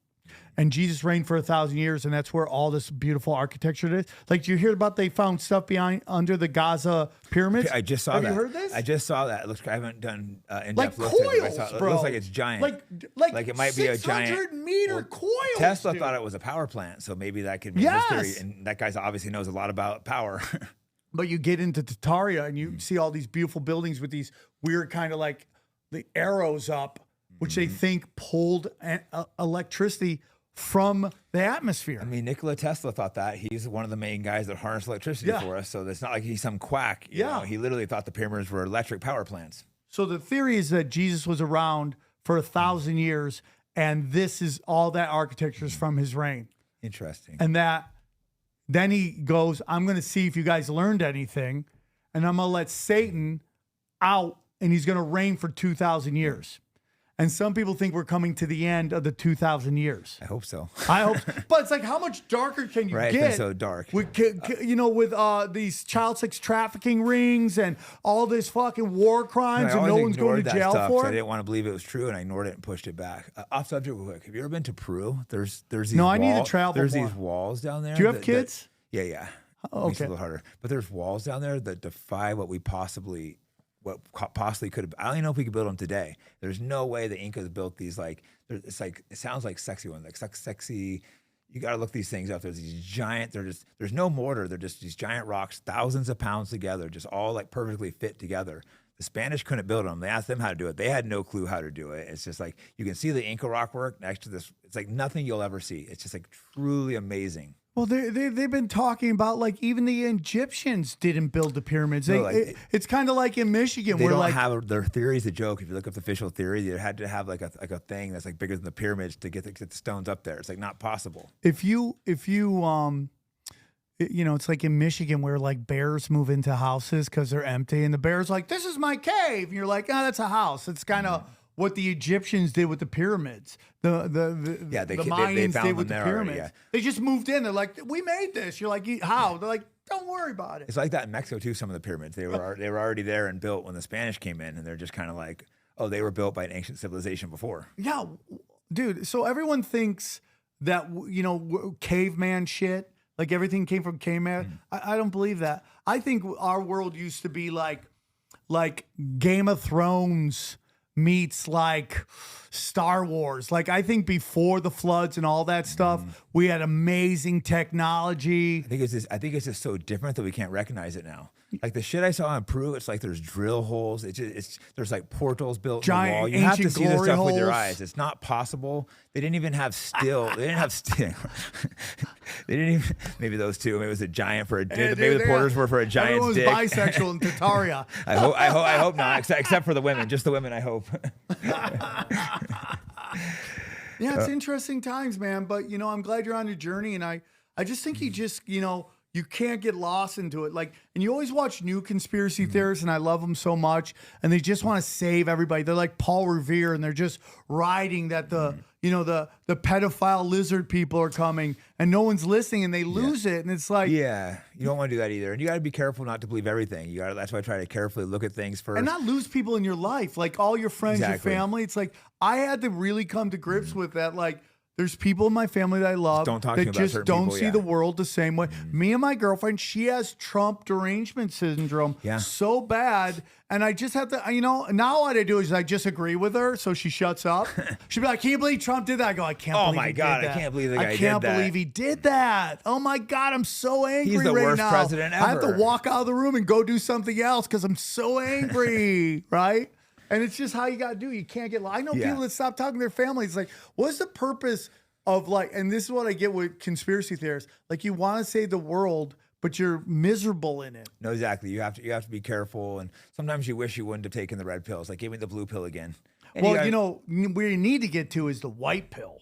So it goes blue, red, black. Yeah, you don't want the black pill. You got to go through the black pill, then you got to get to the white pill. Because then you study that, like, all this shit's been talked about for so long.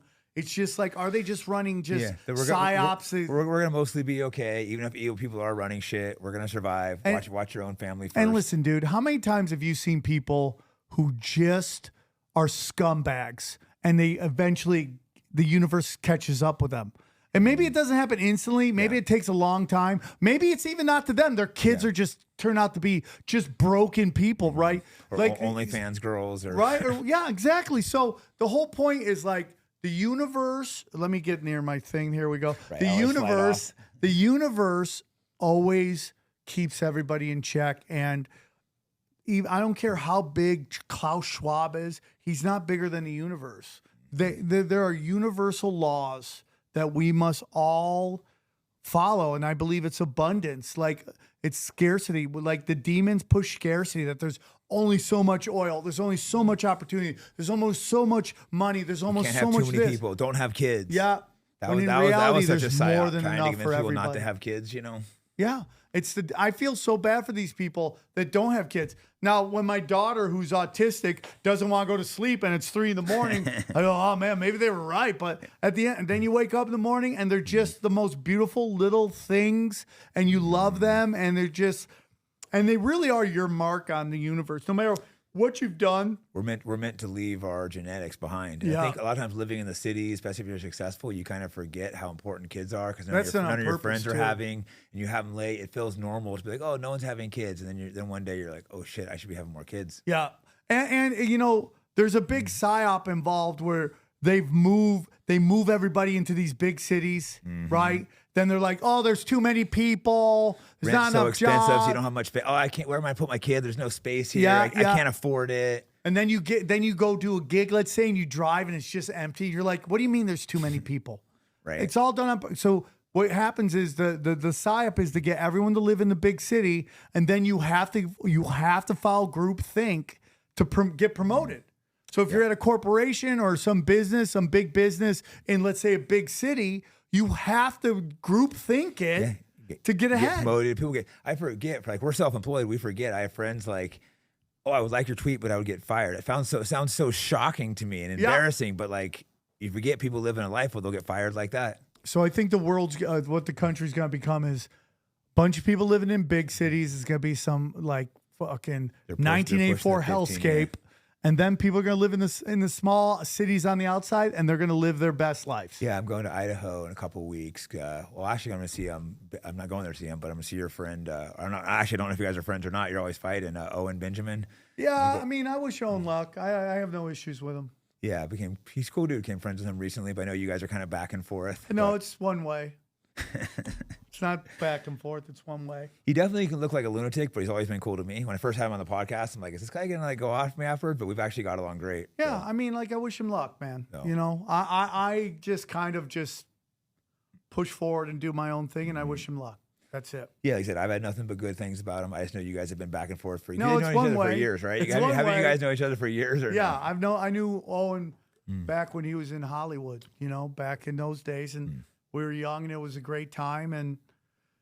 You know, and he went, you know, and I've said this before, I'll say it again. I handled when they canceled him for the M word.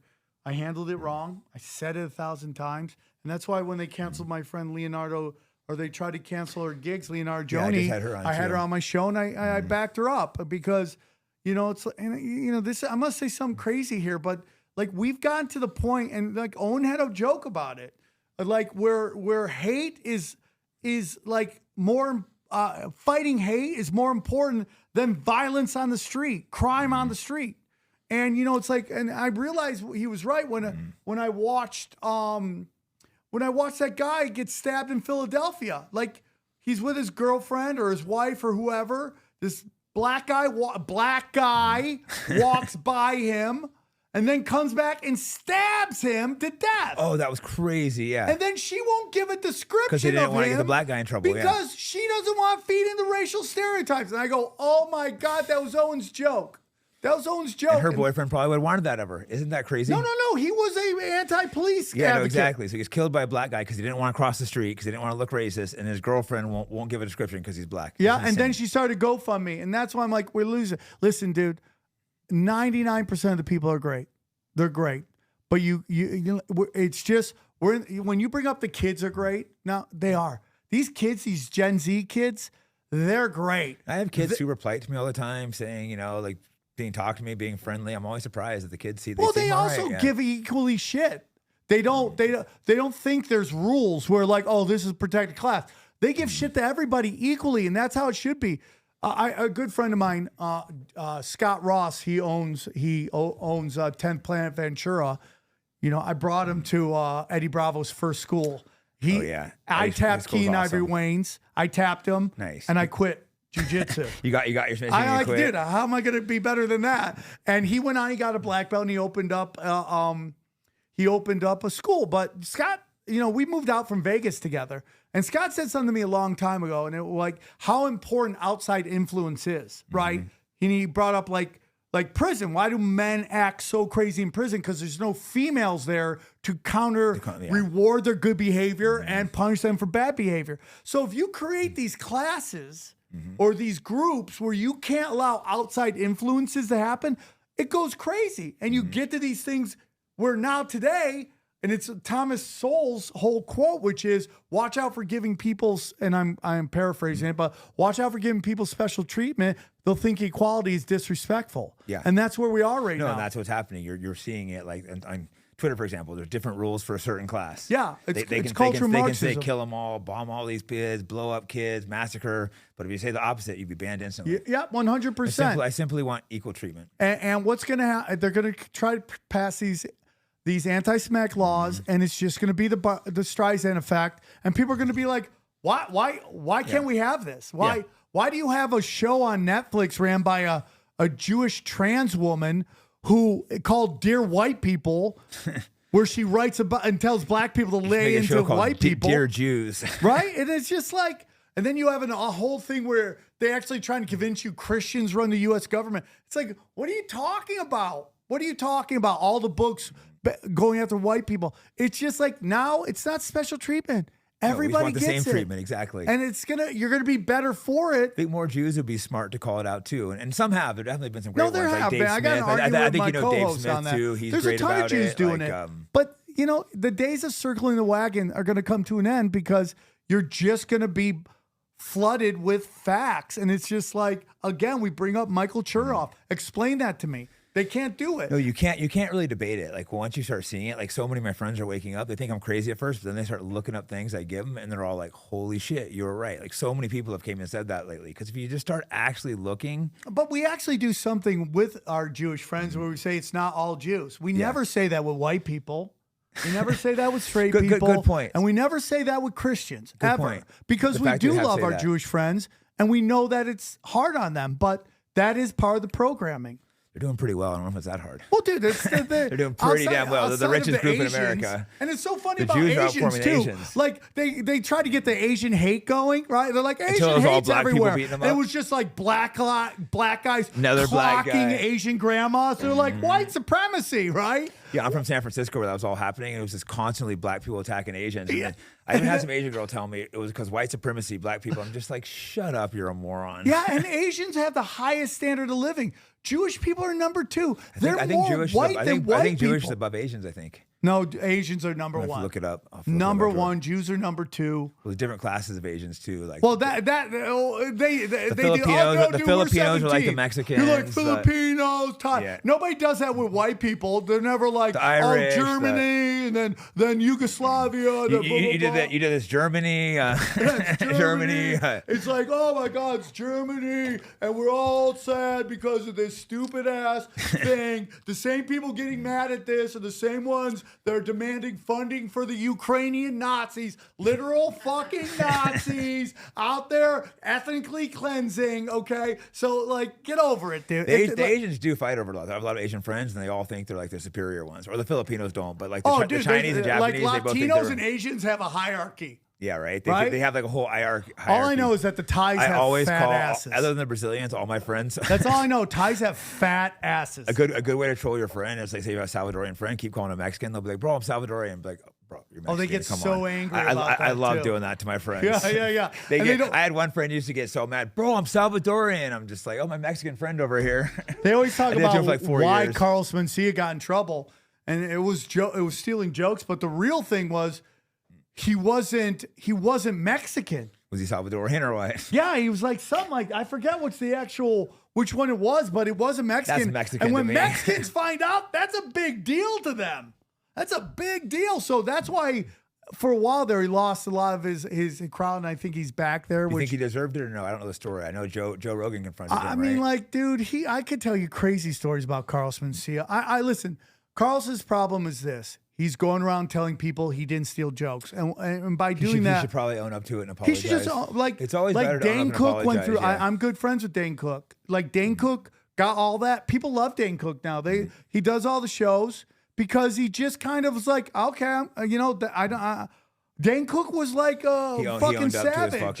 And he isn't that guy anymore. And like, everyone deserves a second chance. I agree. I don't know his story, but I believe in a second chance for sure. Yeah, I mean, so Carlos, it's crazy going around telling people you're calling everybody a liar. Yeah, because a lot of people said that, right? I remember everybody there was a clip of, like, Joe it. Rogan confronting him, and Joe Rogan's a nice guy. He's probably not going to confront you unless he's pretty serious. Well, I mean, it was a big deal. He takes the joke stealing really. I don't know the comedy thing, but I could tell he got talking about something. He was really upset about someone stealing a joke. I'm like, I didn't realize this was such like a thing, but I could tell he was genuinely like upset. The most interesting part of the Carlos Mencia stuff is that if you really study it, that whole thing went down because of Carlos Mencia's ego.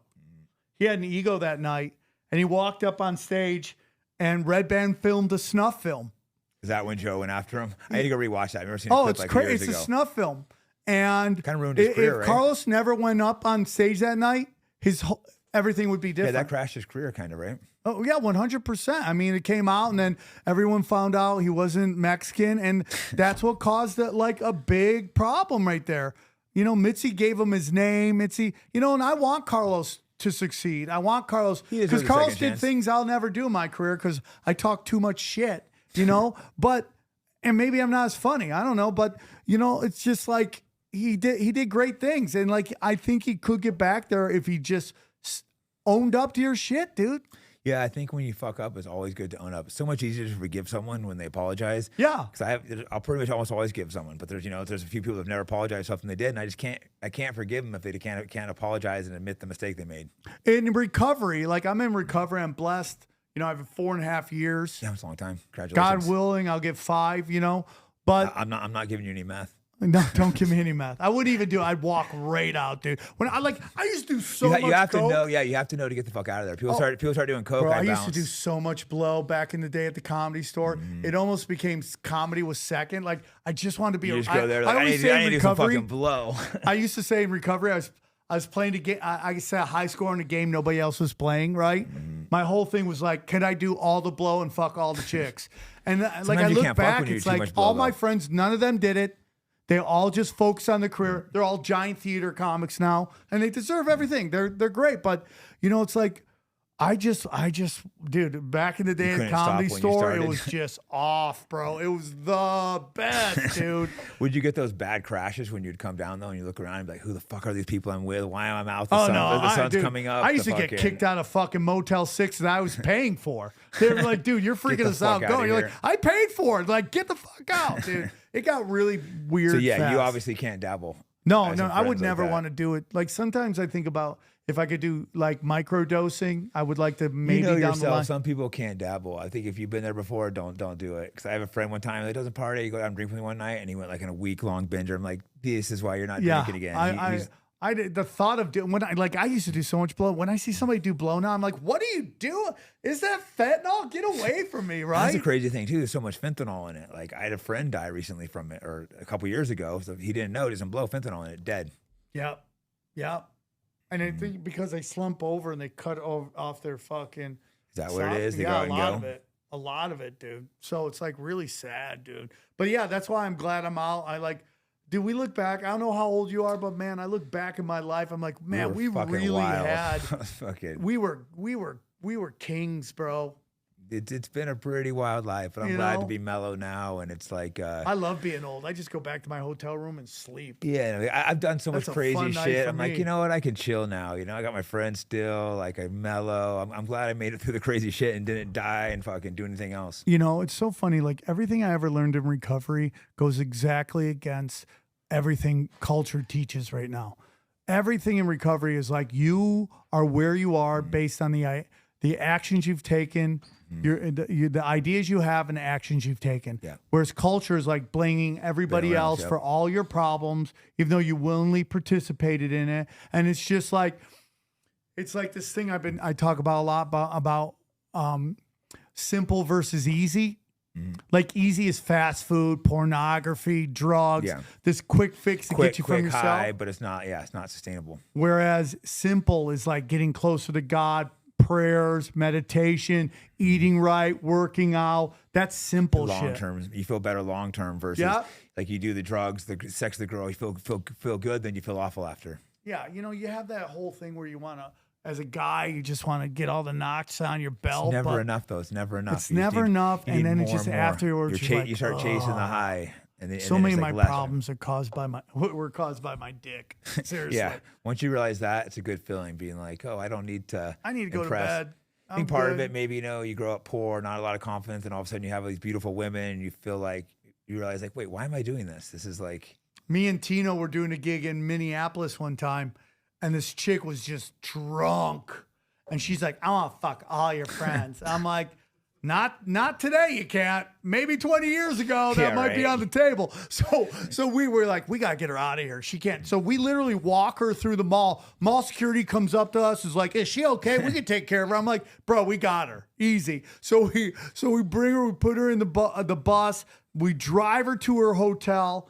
I grab her. I'm like, you guys see me walking her in. So I walk her in. I go to the front desk. Hey, just dropping her off at her place. Look at the time. And I bring her up. Yeah, you gotta be careful. Get the fuck out of there. I brought her up. I brought her there. I could hear her kids in there. She's like, why'd you do this to me? I'm like, dude, don't blame me. Blame fat, ugly chicks who can't get laid and made everybody hate each other. Good luck. And I go, hey, see, I'm leaving. Look at the time. We got back in the car and we left, right? It was like, dude, that's where it is now. You can't do that shit no more. No, exactly. Responsible. You got to be responsible nowadays. I did a gig in Batavia. There was a drunk chick there. She's like, oh, I got so drunk. I just want to hang out. I'm like, not today. Why don't you say those words? Yeah, you don't want to get me too'd. Yeah, you got to go, man. Those days are done. The fat feminists ruined it for you chicks. They fucked it up. Yeah, they fucking ruined it. Who was it? Was it Louis C.K. that like jerked off in his room? It's like, okay, but if a girl's coming to your room at like 1 a.m, like, what do they think? You know what Louis C.K.'s mistake was? Wasn't he like, can I jerk off? He says that. I talked to the girls. I actually know the girls. Okay, so they weren't the ones who pushed the whole thing, by the way, the whole takedown. That was part of a giant psyop of the Me Too movement to get guys fight with each other. Because that seemed a little ridiculous. If you're in a hotel room, like, hey, can I jerk off? I'm not saying I would do that. And the girls say, okay. It's like, how is that? You know where Louis C.K. fucked up? Jerking Besides off? I mean, we all have. Can I jerk off? We all have a fetish. As long as you're not hurting people, I don't care. And jerking off is not the same as physical restraint. I'm sorry. No, definitely not. And this is coming from a guy before you guys start going nuts. I was in UNLV as a freshman. Okay, I go to the library to grab a book. I go around the corner, hand to God, in the history section, some black guy just jerking off right there in the middle of the library. I'm like, what the fuck? And he's laughing as he's doing it. I just moved on. I just moved on. Okay? And that was worse than Louis C.K. And that was way worse. And that guy didn't get me too'd. But the Louis C.K. fucked up is that he didn't pay those chicks off. You have so much money. You throw them $250,000 each. Everyone applauds you. That's the whole. It's all about the bag. And the girls didn't want it. I'm not saying it's them. I would have owned it. I'd been like, yeah, I jerked off there in my hotel room. I got this weird I told him I was going to jerk off.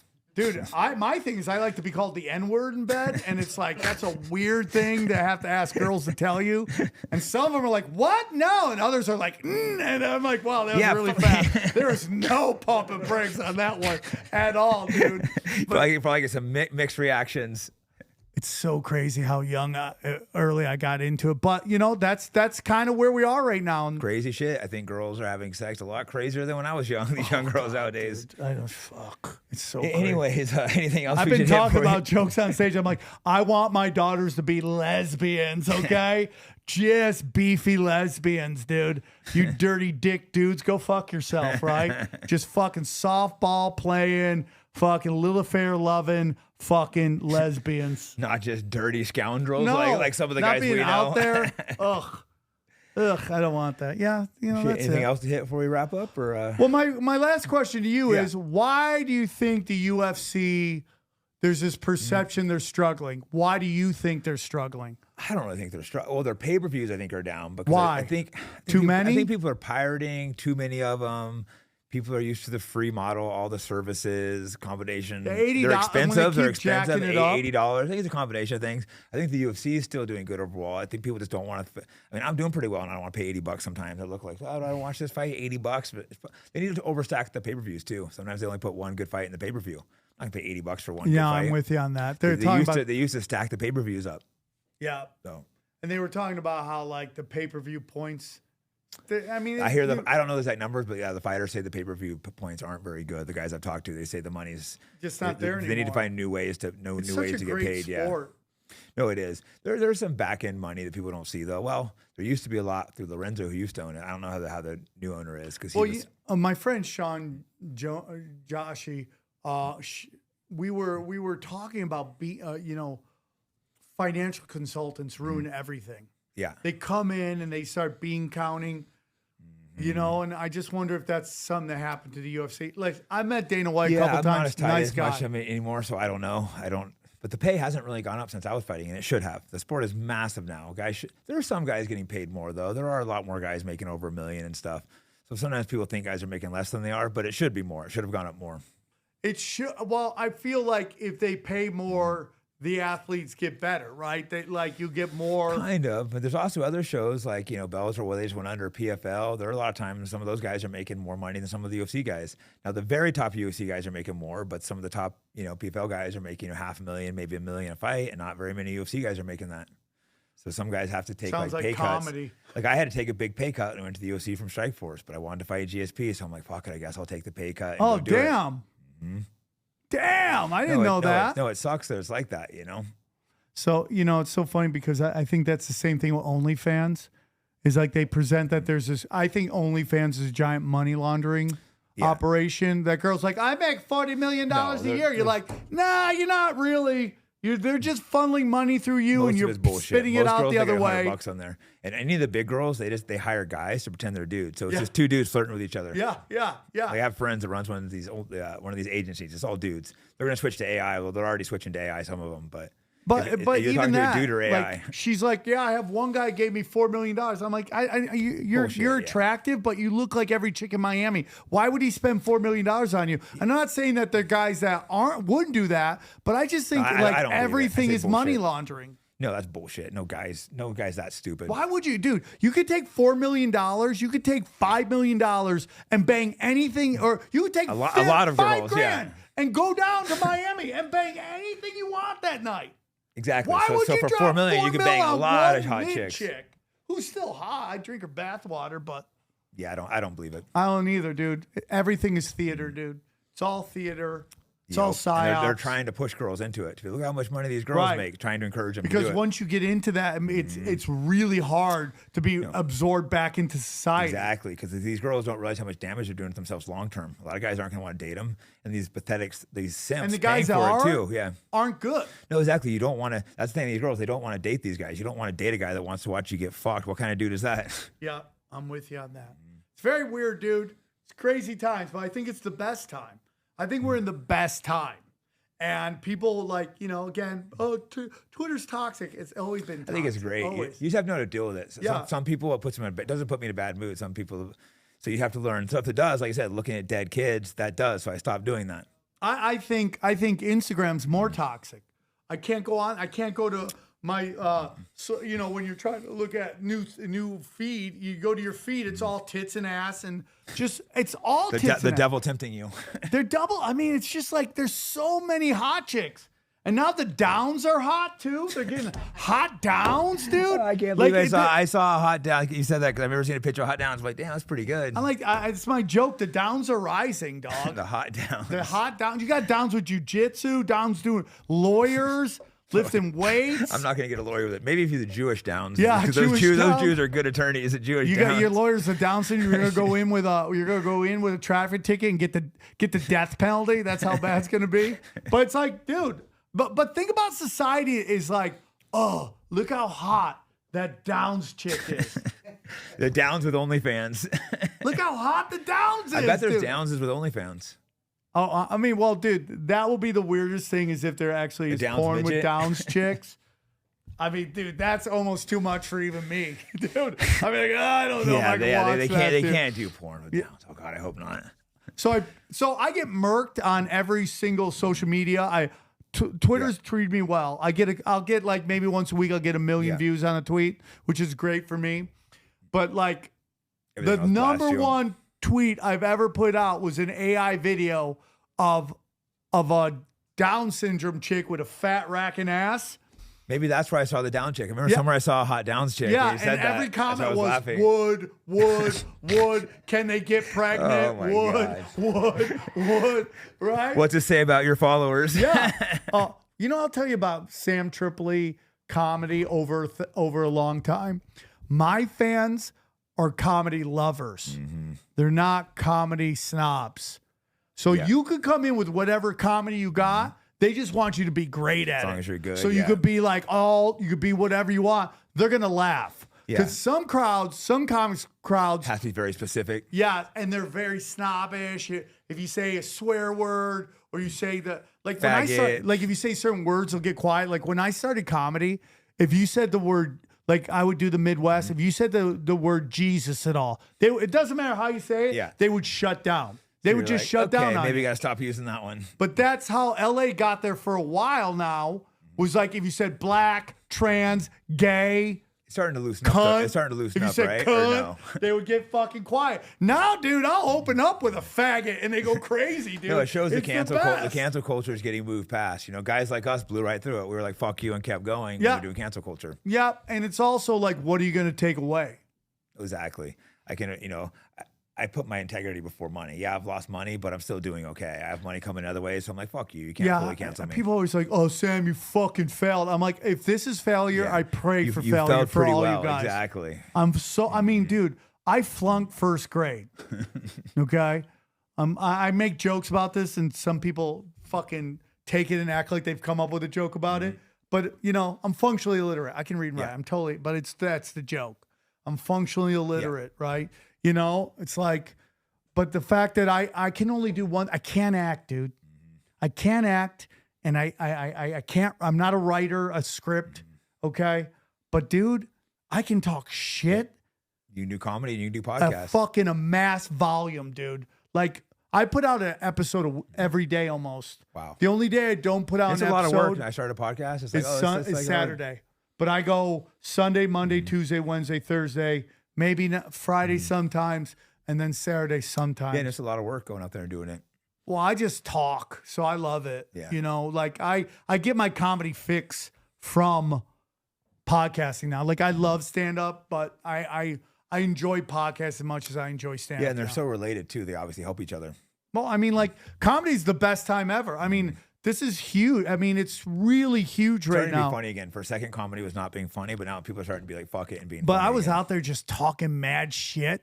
Just the whole time with the cancel culture, you still went crazy. Joe Rogan's like, you're the tip of the spear, brother. I was like, let's go. Someone's got to bat around the way through. Someone just got, because I got into big trouble because I had a pronoun bit, right? And my pronouns are real nigga. And people lost their mind. But I go, look, I said the word, the walls aren't bleeding. The place isn't on fire. You're still alive. And you just keep pressing them. And they start realizing that the N-word is just a giant psyop to get us all to fight with each other. Yeah, no, the fact to get worked up for a reward makes no sense. Yeah, well, dude, I've had people come on stage want to fight me. Yeah, you're like, okay. It's so crazy. It's just a word. It's so crazy. They get upset about words. And I'm like, I'm somewhat dead on the inside. I don't care. Exactly. You just got to not care. But someone has to batter around them. One guy said some shit about my kids, and I showed up to his house and I beat the fuck out of him. I tried to. He wouldn't come out. Then I went to his fucking studio. Wouldn't come out. Next thing's the doctor's office. Outside that, you can say whatever you want. No, exactly. And I get yelled at all the time. I'll beat the fuck out of you. Other than that, yeah. No one ever yells at me in real life. Probably because I'm a fighter. But I never have problems in real life. I'll beat the fuck out of them. They see your ears and they're like, I'm not gonna fuck with that guy. I'm not gonna. Yeah. Cauliflower guy. Well, I've learned too. A lot of times the haters online will come and take a picture of you in person. Oh yeah, they don't really. They always do that because they just want you to. Because every now and again their friends will rat us out like, "Hey, do you hate him? Why are you taking a picture with him?" Most of your trolls are artistic faggots. They really are. They're autistic can be faggots. fun. They're artistic. They're bored. Because they would show up in my thing and I'd see them and they're just tiny little retards. Mm-hmm. And you're just like, get the fuck out of here, dude. Anon account. Because they hate their life. So they want to like hating other people. Yeah, that's it. Hate comes from below. Yeah. It never comes from above. Know if someone's trolling you, it's pure jealousy. Like I get trolled by people and I go, it's actually a sign I'm doing well. If they wouldn't troll me if it didn't get them any kind of currency and any kind of traction with people. If you don't have haters, you're not successful. Yeah, you don't. And so your haters make you. And Howard Stern used to say that all the time. And you don't understand until later on. And like, you don't want haters, but you realize nobody hates somebody not doing well. No, exactly. You're not hating on some dude, a janitor. People aren't talking about him. They're talking about you. And there's a lot of like people that like think there's a lot of bad comedy out there. And there is a lot of bad comedy. And it has to do with two things. Has to do with Instagram having their thumb on the competitive balance of comedy by only allowing either dangerous, dumb, or cultural Marxism to shine. Okay, so all these dumb comedies are getting that's what's getting the specials and shit. But there's good comedy too. Like when you go to Skankfest, there's so many good comedians there. The Legion of Skanks guys. You know, I love Joe Rogan. I love this special. I think it was fucking great. He always has such good openers when I go there. Like Hans Kim, I saw him there. Yeah, I remember a while ago before I knew who Tony Hinchcliffe was. I saw him opening for him. He just brings these guys. Well, now he's massive. But I remember he wasn't when I first saw him under Joe. Tony fucking used manifestation to get where he is, dude. He made that shit happen. That's why he's great. There's a lot of bad comedy out there. And one is exposure through Instagram. And the other one is that there's so much data now. Like when Carlin used to walk the earth, you would get your news from the newspaper and 1 hour on television. Now it's constant. So people want to check out. So they just want to not think. So they go watch stupid. So that's it. So it's Instagram and YouTube only pushing stupid or cultural wars, and the fact that they're just they're doom scrolling all the time. They want to take a break from it.